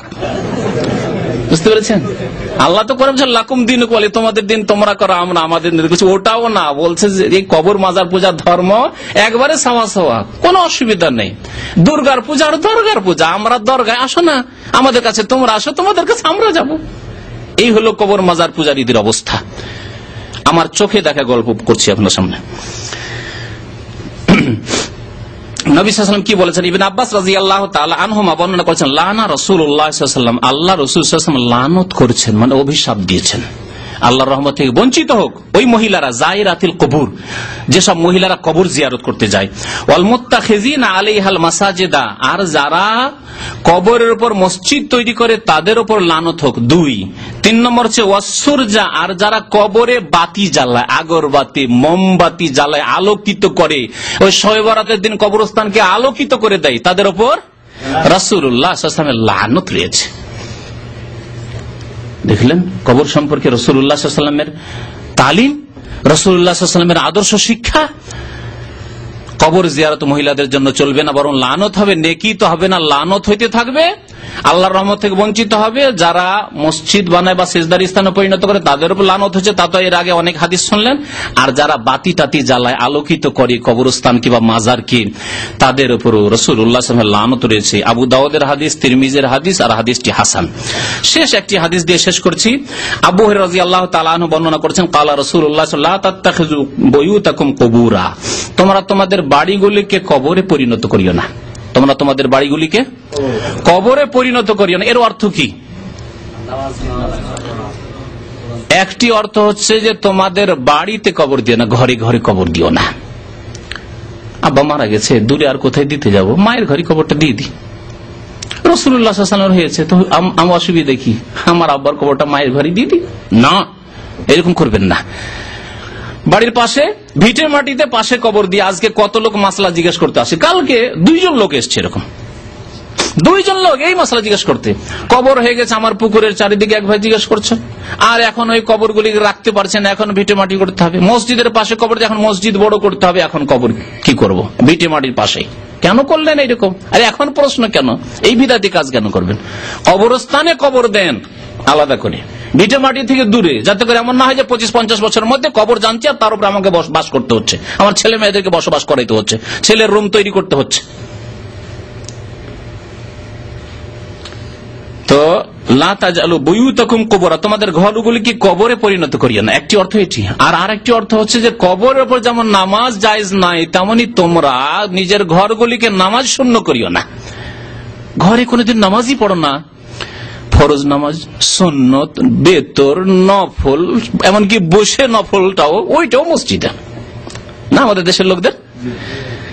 আরে 17 রাকাতই যদি পড়েন, বাড়িতে এসে পড়েন না, আপনি আপনার বাসাতে পড়েন, 4 রাকাত ফরজটা পড়েন না মসজিদে, আর খুব বেশি পড়লে সুন্নাতে রাতে বাটা পড়লে পড়ুন, আর না হলে সেটাও বাড়িতে বাসাতে এসে পড়লে বেশি নাকি পাবেন। বাকি বাসায় এসে নামাজ পড়ুন, 17 রাকাত সারা রাত নামাজ পড়তে থাকেন, এই দেখি এত লম্বা নামাজ কেন? সুন্নতের খেলাফ কাজ।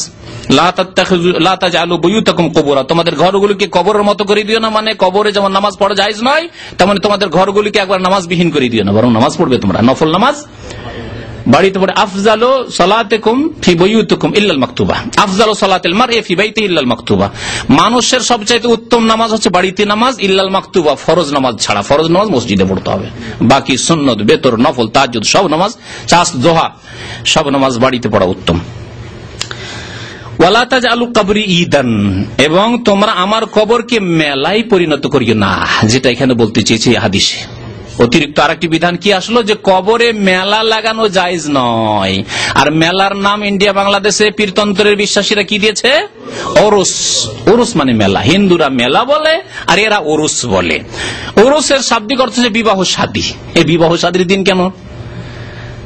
বিবাহ শাদীর দিনে বাসর হয়, স্বামী স্ত্রীর মোলাকাত হয়, আর এই ভণ্ডদের বেয়াদবি হচ্ছে আল্লাহ পাকের সাথে এর আগে অনেকবারই বলেছি যাতে করে আপনাদের জানা থাকে।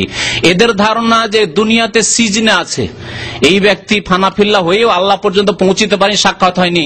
আল্লাহ রে কোথায় কখন পাবো রে, আমার মাসুককে কখন পাবো রে, মাসুককে কখন পাবো রে করতে করতে পেরেশান আছে, পাইনি। আর সেই দিন আল্লাহর সাথে ওই রকম মোলাকাত হবে আর তার স্বাদ টেস্ট হাসিল হবে। যেমন স্বামী স্ত্রীর বিয়ে তো হয়েছে কিন্তু উঠিয়ে দেয়নি, মেয়ের বাবা উঠিয়ে দেয়নি, সেই জন্য মোলাকাত হয়নি। যেদিন উঠিয়ে দিল কত মজার দিনটা দেখছেন। বেয়াদবি কত।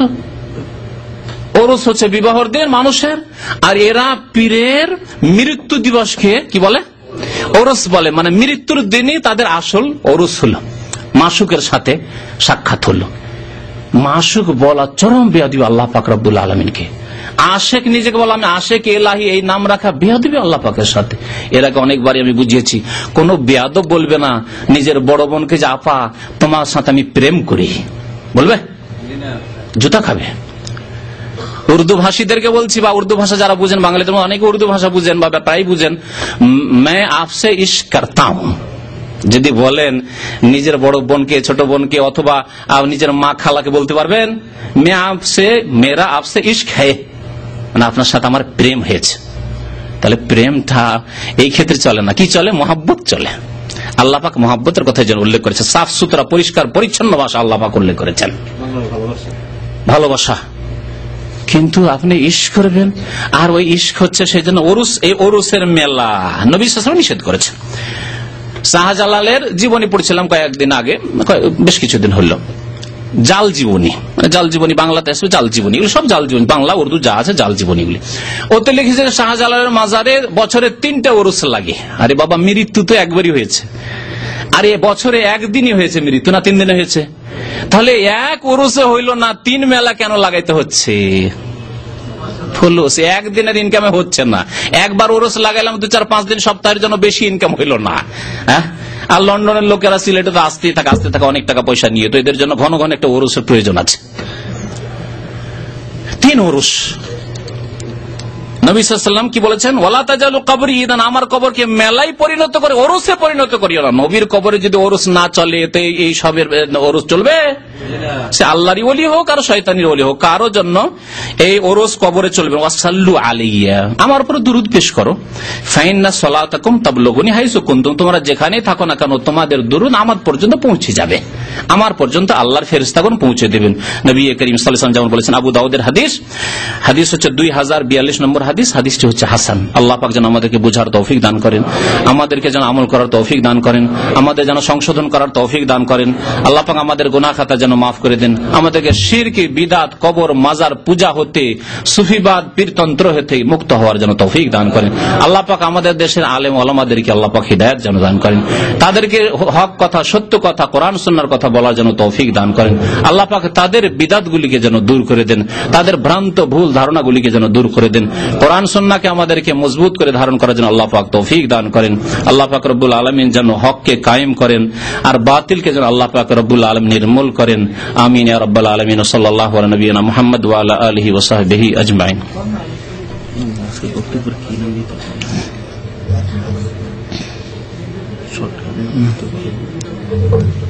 কবর মাজার, আচ্ছা ঠিক আছে, চিন্তা করে পরে বল।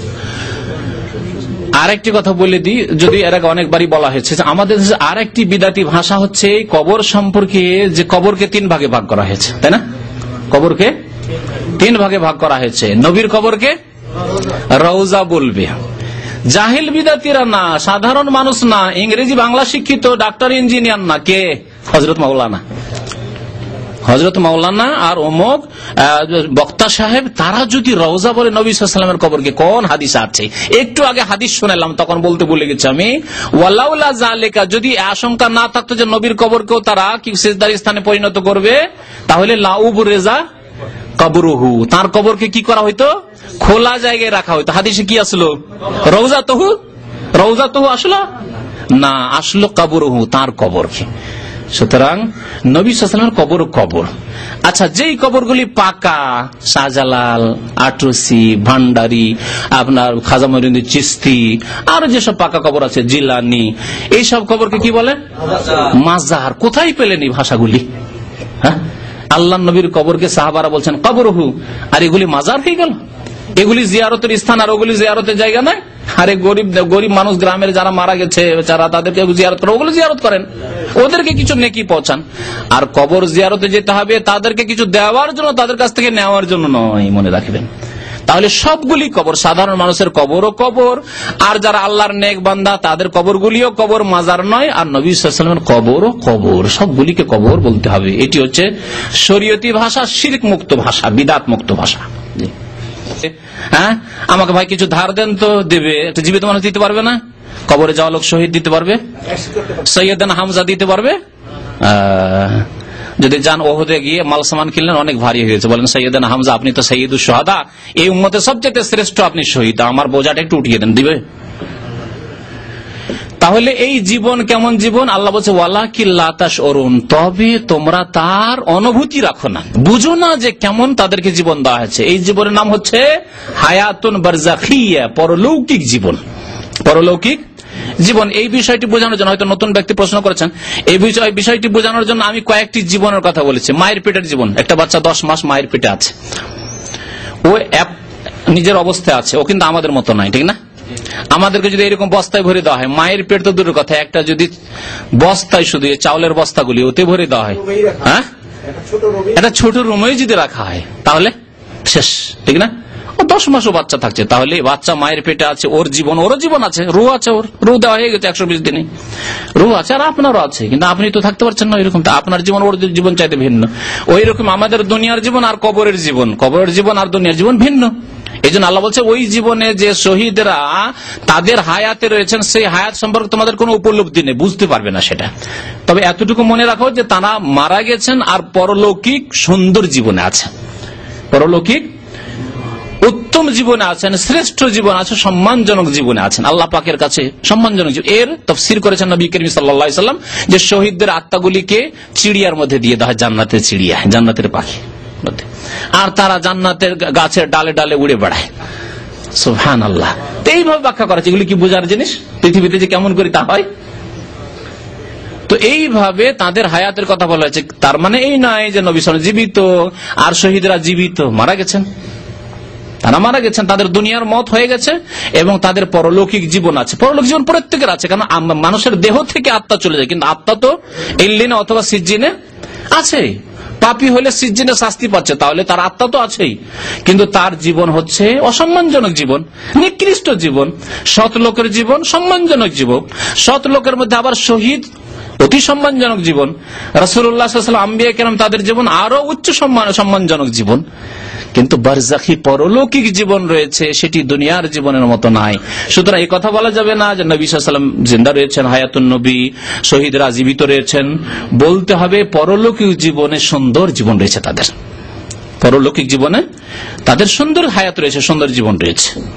জি, তাহলে কোরআনের আয়াতগুলিতে সমন্বয় হয়ে যাবে, হাদিসের সমন্বয় হয়ে যাবে। বলা হয়েছে মত হয়েছে, মারা গেছেন তারা। নিজামুদ্দিন আউলিয়া, তাদের কাছে পজিটিভ আছে, নেগেটিভ নেই। আর একটা কথা তাবলীগী ভাইদের, তাদের দাওয়াতের কোর্সে আছে যে পজিটিভ করো, নেগেটিভ করিও না। মানে হ্যাঁ বাচক শিখাও, হ্যাঁ হ্যাঁ এটা করো করো করো করো করো, ফজিলত এই পারলে এই করলেই পাবে, কিন্তু না নিষেধ করা বলছে এটাতে ঘৃণা ছড়াবে। তাদের ভাষায় বলছি, নিষেধ যদি করেন তাহলে কি হবে, ঘৃণা ছড়াবে, সেজন্য কোনো সময় নিষেধ করতে হবে না। এটা তাদের একটা কোর্সের তালিম। যারা চিল্লাতে যায় তাদেরকে এই তালিম দেয়, খবরদার বলো যে নামাজ পড়েন ভাই, হ্যাঁ বেশি বেশি নেকি করেন, এত ফজিলত পাবেন, সালাম দিলে এত নেকি পাবেন, চিল্লায় গাছতে বেরোলে এই নেকি পাবেন, কিন্তু বলবেন না মদ খাইলে এই গুনাহ, আর শিরক করলে এই গুনাহ। না না, খবরদার। আর শিরকের কথা তো বলাই যাবে না, মদ বা অন্য কিছু এগুলো তো কখনো বলা, তাও ওটা তাদের কোর্সের নাই, কখনো হয়তো বলে দিতে পারে, কিন্তু শিরক না, ওটা বলতে আর বলছে যে হাজা ফিহে তানফির, এটাতে ঘৃণা ছড়ানো হবে। ঘৃণা আমরা ছড়াবো না, আমরা মানুষকে টানবো সেটা পজিটিভ দিয়ে। অথচ ইসলাম শুধু পজিটিভের নাম নয়, পজিটিভ নেগেটিভ দুটোর নাম। লা ইলাহা ইল্লাল্লাহ, কলেমাতে আমাদের নেগেটিভ পজিটিভ দুটোই আছে। কোরআনে আল্লাহ বলেছেন তোমরা শ্রেষ্ঠ জাতি, কুনতুম খায়রা উম্মাহ, কি জন্য? নেগেটিভ পজিটিভ দুটো আছে, তা'মুরুনা বিল মারুফে ওয়া তানহাউনা আনিল মুনকার, ভালো কাজের আদেশ দেবে আর সাথে সাথে আল্লাহ বলছেন অন্যায় কাজে বাধা দেবে। তাহলে একটা লোক নামাজ পড়ে না, যেমন নামাজ পড়তে বলবেন, নামাজ পড়েন অনেক নেকি পাবেন, তেমনি বলতে হবে নামাজ না পড়লে মুসলিম থাকবেন না। নামাজই তো মুসলিম কাফের পার্থক্য করি। নামাজ না পড়লে চিরকাল জাহান্নামে থাকতে হবে। নেগেটিভ পজিটিভ দুটো লাগবে। জি, রাসূলুল্লাহ সাল্লাল্লাহু আলাইহি ওয়াসাল্লামের কবরকে ঘিরে রাখতে হবে, এই ধারণা সাহাবীদের মনে কেন আসলো? এই সময় কি বিদআতের কোনো কিছু ছিল? নবী সাল্লাল্লাহু আলাইহি ওয়াসাল্লাম সতর্ক করেছেন, বলেছেন এগুলো, এত সতর্ক করেছেন। সাহাবায়ে কেরাম আমরা এতগুলি হাদিস যদি শুনে এলাম, কত হাদিস নবী সাল্লাল্লাহু আলাইহি ওয়াসাল্লাম তাদেরকে পড়ে শুনেছেন, খ্রিস্টান এরকম করেছে, তাহলে একদিন এরকম হবে। তারপরে নবী সাল্লাল্লাহু আলাইহি ওয়াসাল্লাম ভবিষ্যৎবাণী করেছেন। ভবিষ্যৎবাণীতে নেই যে আমার উম্মতের এক দল হবে যারা মুশরিকদের সাথে মিশে যাবে, তারা প্রতিমা পুজো শুরু করে দিবে, তারা আল্লাহ ছাড়া অন্যের পূজা শুরু করে দিবে। এইসব হাদিস কিতাব তাওহীদের কোর্সে এসেছে। জি, নবী সাল্লাল্লাহু আলাইহি ওয়াসাল্লাম ভবিষ্যৎবাণী এরকম ছিল যে এক শ্রেণীর লোকেরা গোমরাহ পথভ্রষ্ট হয়ে যাবে। প্রশ্ন করেছে যে মৃত্যুর পর তো আত্মা ইল্লিন অথবা সিজিনে চলে যায়, তারপরে কি করে সালাম কবরবাসী সালামের জবাব দিতে পারে এবং তাদের আযাব হয়? উত্তর হয়ে গেছে যে পরলৌকিক জীবনকে দুনিয়া দিয়ে উপলব্ধি করা কিন লাতা স্মরণ বোঝা যাবে না। যেইভাবে নবী সাল্লাল্লাহু আলাইহি ওয়াসাল্লাম বলেছেন ওইভাবে বুঝতে হবে। সারা বিশ্বের সমস্ত লোকের যত লোক দুরুদ সালাম পড়ে, আল্লাহুম্মা সাল্লি আলা মুহাম্মদ বললেন, আসসালামু আলাইকা আইয়ুহান নবী ওয়া রাহমাতুল্লাহি ওয়া বারাকাতুহু তাশাহুদ বললেন, সমস্ত গুলি নবী সাল্লাল্লাহু আলাইহি ওয়াসাল্লামের কাছে নিয়ে যেয়ে দেওয়া হচ্ছে। তাহলে কত ভিড় লাগছে ফেরেশতাদের, চিন্তা করুন তো। তাহলে বোঝানো যাবে নাকি? হ্যাঁ, তাহলে এগুলি পরলৌকিক বিষয়, পরলৌকিক বিষয় বোঝানো যাবে না। আরেকটি বিষয় বলি, আমরা ঘুমের অবস্থায় যে স্বপ্ন দেখি তাই বুঝাইতে পারবো না। কেমন করে স্বপ্ন দেখলেন বাংলাদেশ গিয়ে ফিরে চলে আসবে, বিবির সাথে দেখা হয়ে গেল, মাশাআল্লাহ ছেলে মেয়েকে আদর যত্ন করে চলে আসলাম, হ্যাঁ নাস্তা পানি খাইলো স্ত্রী, অনেক সময় খেয়ে দিয়ে চলে আসলাম, কিছু বুঝতে পারছেন না। অথচ এখানে আপনার বডি পড়ে আছে। দুনিয়ার আমরা ঘুমের অবস্থায় বুঝতে পারি না। আল্লামা শাহ ওয়ালিউল্লাহ মুহাদ্দিস দেহলভী এই ঘুমের অবস্থা দিয়ে কবরের জীবনটাকে বোঝাবার অনেকটা চেষ্টা করেছেন উনি, তার কিতাব হুজ্জাতুল বালিগায়। অনেক সময় হয়ে গেছে।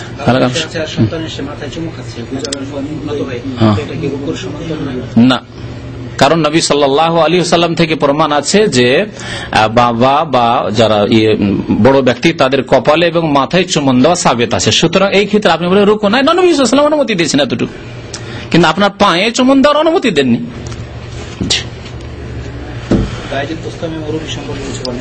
নবী সাল্লাল্লাহু আলাইহি ওয়াসাল্লামের যখন ইন্তেকাল হয়ে গেল, তখন আবু বকর সিদ্দিক রাদিয়াল্লাহু তাআলা আনহু আসলেন। আসার পরে দেখলেন যে শায়িত অবস্থায়, জি নবী সাল্লাল্লাহু দেহ এবং হিবরি চাদর দিয়ে ঢাকা, সেই অবস্থায় চাদরটা উঠালেন মুখমণ্ডল থেকে আর কপালে চুম্বন দিলেন। তাহলে তাতে তো অবশ্যই যুক্ত হয়েছে, কিন্তু আবু বকর সিদ্দিক রাদিয়াল্লাহু তাআলা করেছেন, নবী সাল্লাল্লাহু আলাইহি ওয়াসাল্লাম থেকে তার কাছে প্রমাণ ছিল যে এইরকম চুম্বন দেওয়া সাবিত রয়েছে বড়দেরকে কপালে এবং মাথায়। যতটুকু আছে তাতে থাকতে আপনাদের অসুবিধাটা কি? অসুবিধা হচ্ছে যে আগে যে বলেছি আমি জুমা মসজিদে, যে আপনাদের বেশি লবণ ঝাল খাওয়া অভ্যাস হয়ে গেছে, মানে বেশি বিদাত করা অভ্যাস হয়ে গেছে, পায়ে চুম্বন দেওয়া অভ্যাস হয়ে গেছে। এখন মাথায় কি করে ফিরে আসি? কোমরের নিচে কেন এত লোভ? আমাদের জামাল সাহেব বলছেন ওদিকে কেন এত লোভ?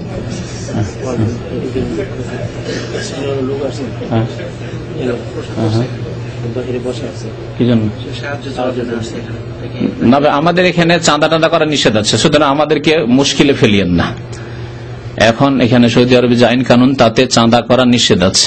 আমি আমার ব্যক্তিগত বলছি, আমার সাইন করা আছে যে আমি অঙ্গীকার করছি যে এখানে আমার জানা মতে কোনো চাঁদা হবে না। কথা বুঝতে পেরেছেন? সুতরাং আল্লাহর ওয়াস্তে যদি আপনাকে সাহায্য চাইতে হয়, ইসলামিক সেন্টারের মধ্যে ডাইরেক্টরের নিচে বসবে, এসা পরে মাগরিব পরে তাদের কাছে গিয়ে বলবেন যে আমি গরিব মানুষ, আমার অ্যাক্সিডেন্ট হয়েছে, আমাকে যাকাত থেকে হেল্প করেন। হইতে পারে আপনাকে 1000 2000 দিয়ে দিতে পারে, একসাথে পেয়ে গেলেন। আর খামাকে 1 রিয়াল 2 রিয়াল 3 রিয়াল করে জমা করবেন না, 200 রিয়াল জমা হবে না, আর অনেককে মুসিবতে ফেলবেন, ঠিক না? সুতরাং আমাদেরকে আইন কানুন মেনে চলতে হবে যাতে আমাদের কারো সমস্যা না হয়। আজকাল চাঁদা অনেক সময় ভুল পথে চলে যাচ্ছে, চাঁদা করা হচ্ছে ভালো নাম দিয়ে, কিন্তু ভুল দিকে চলে যাচ্ছে, যার ফলে চাঁদার উপর এখানে বাধা সৃষ্টি হয়েছে।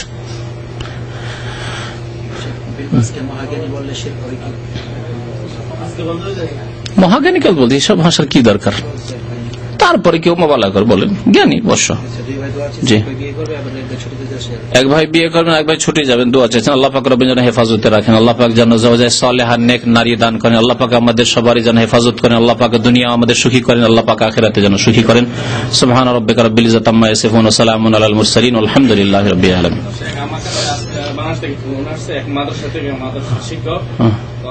চাঁদা দিলে এখান থেকে তাকে দিতাম না না জায়েজ না। বললাম যে আমি চাঁদা দিতে এরকম নিষেধ আছে আইনে তো, তখন আমাকে বললো সৌদি তারা কি সকলে কি কাফের হয়ে গেছে, দান করে না।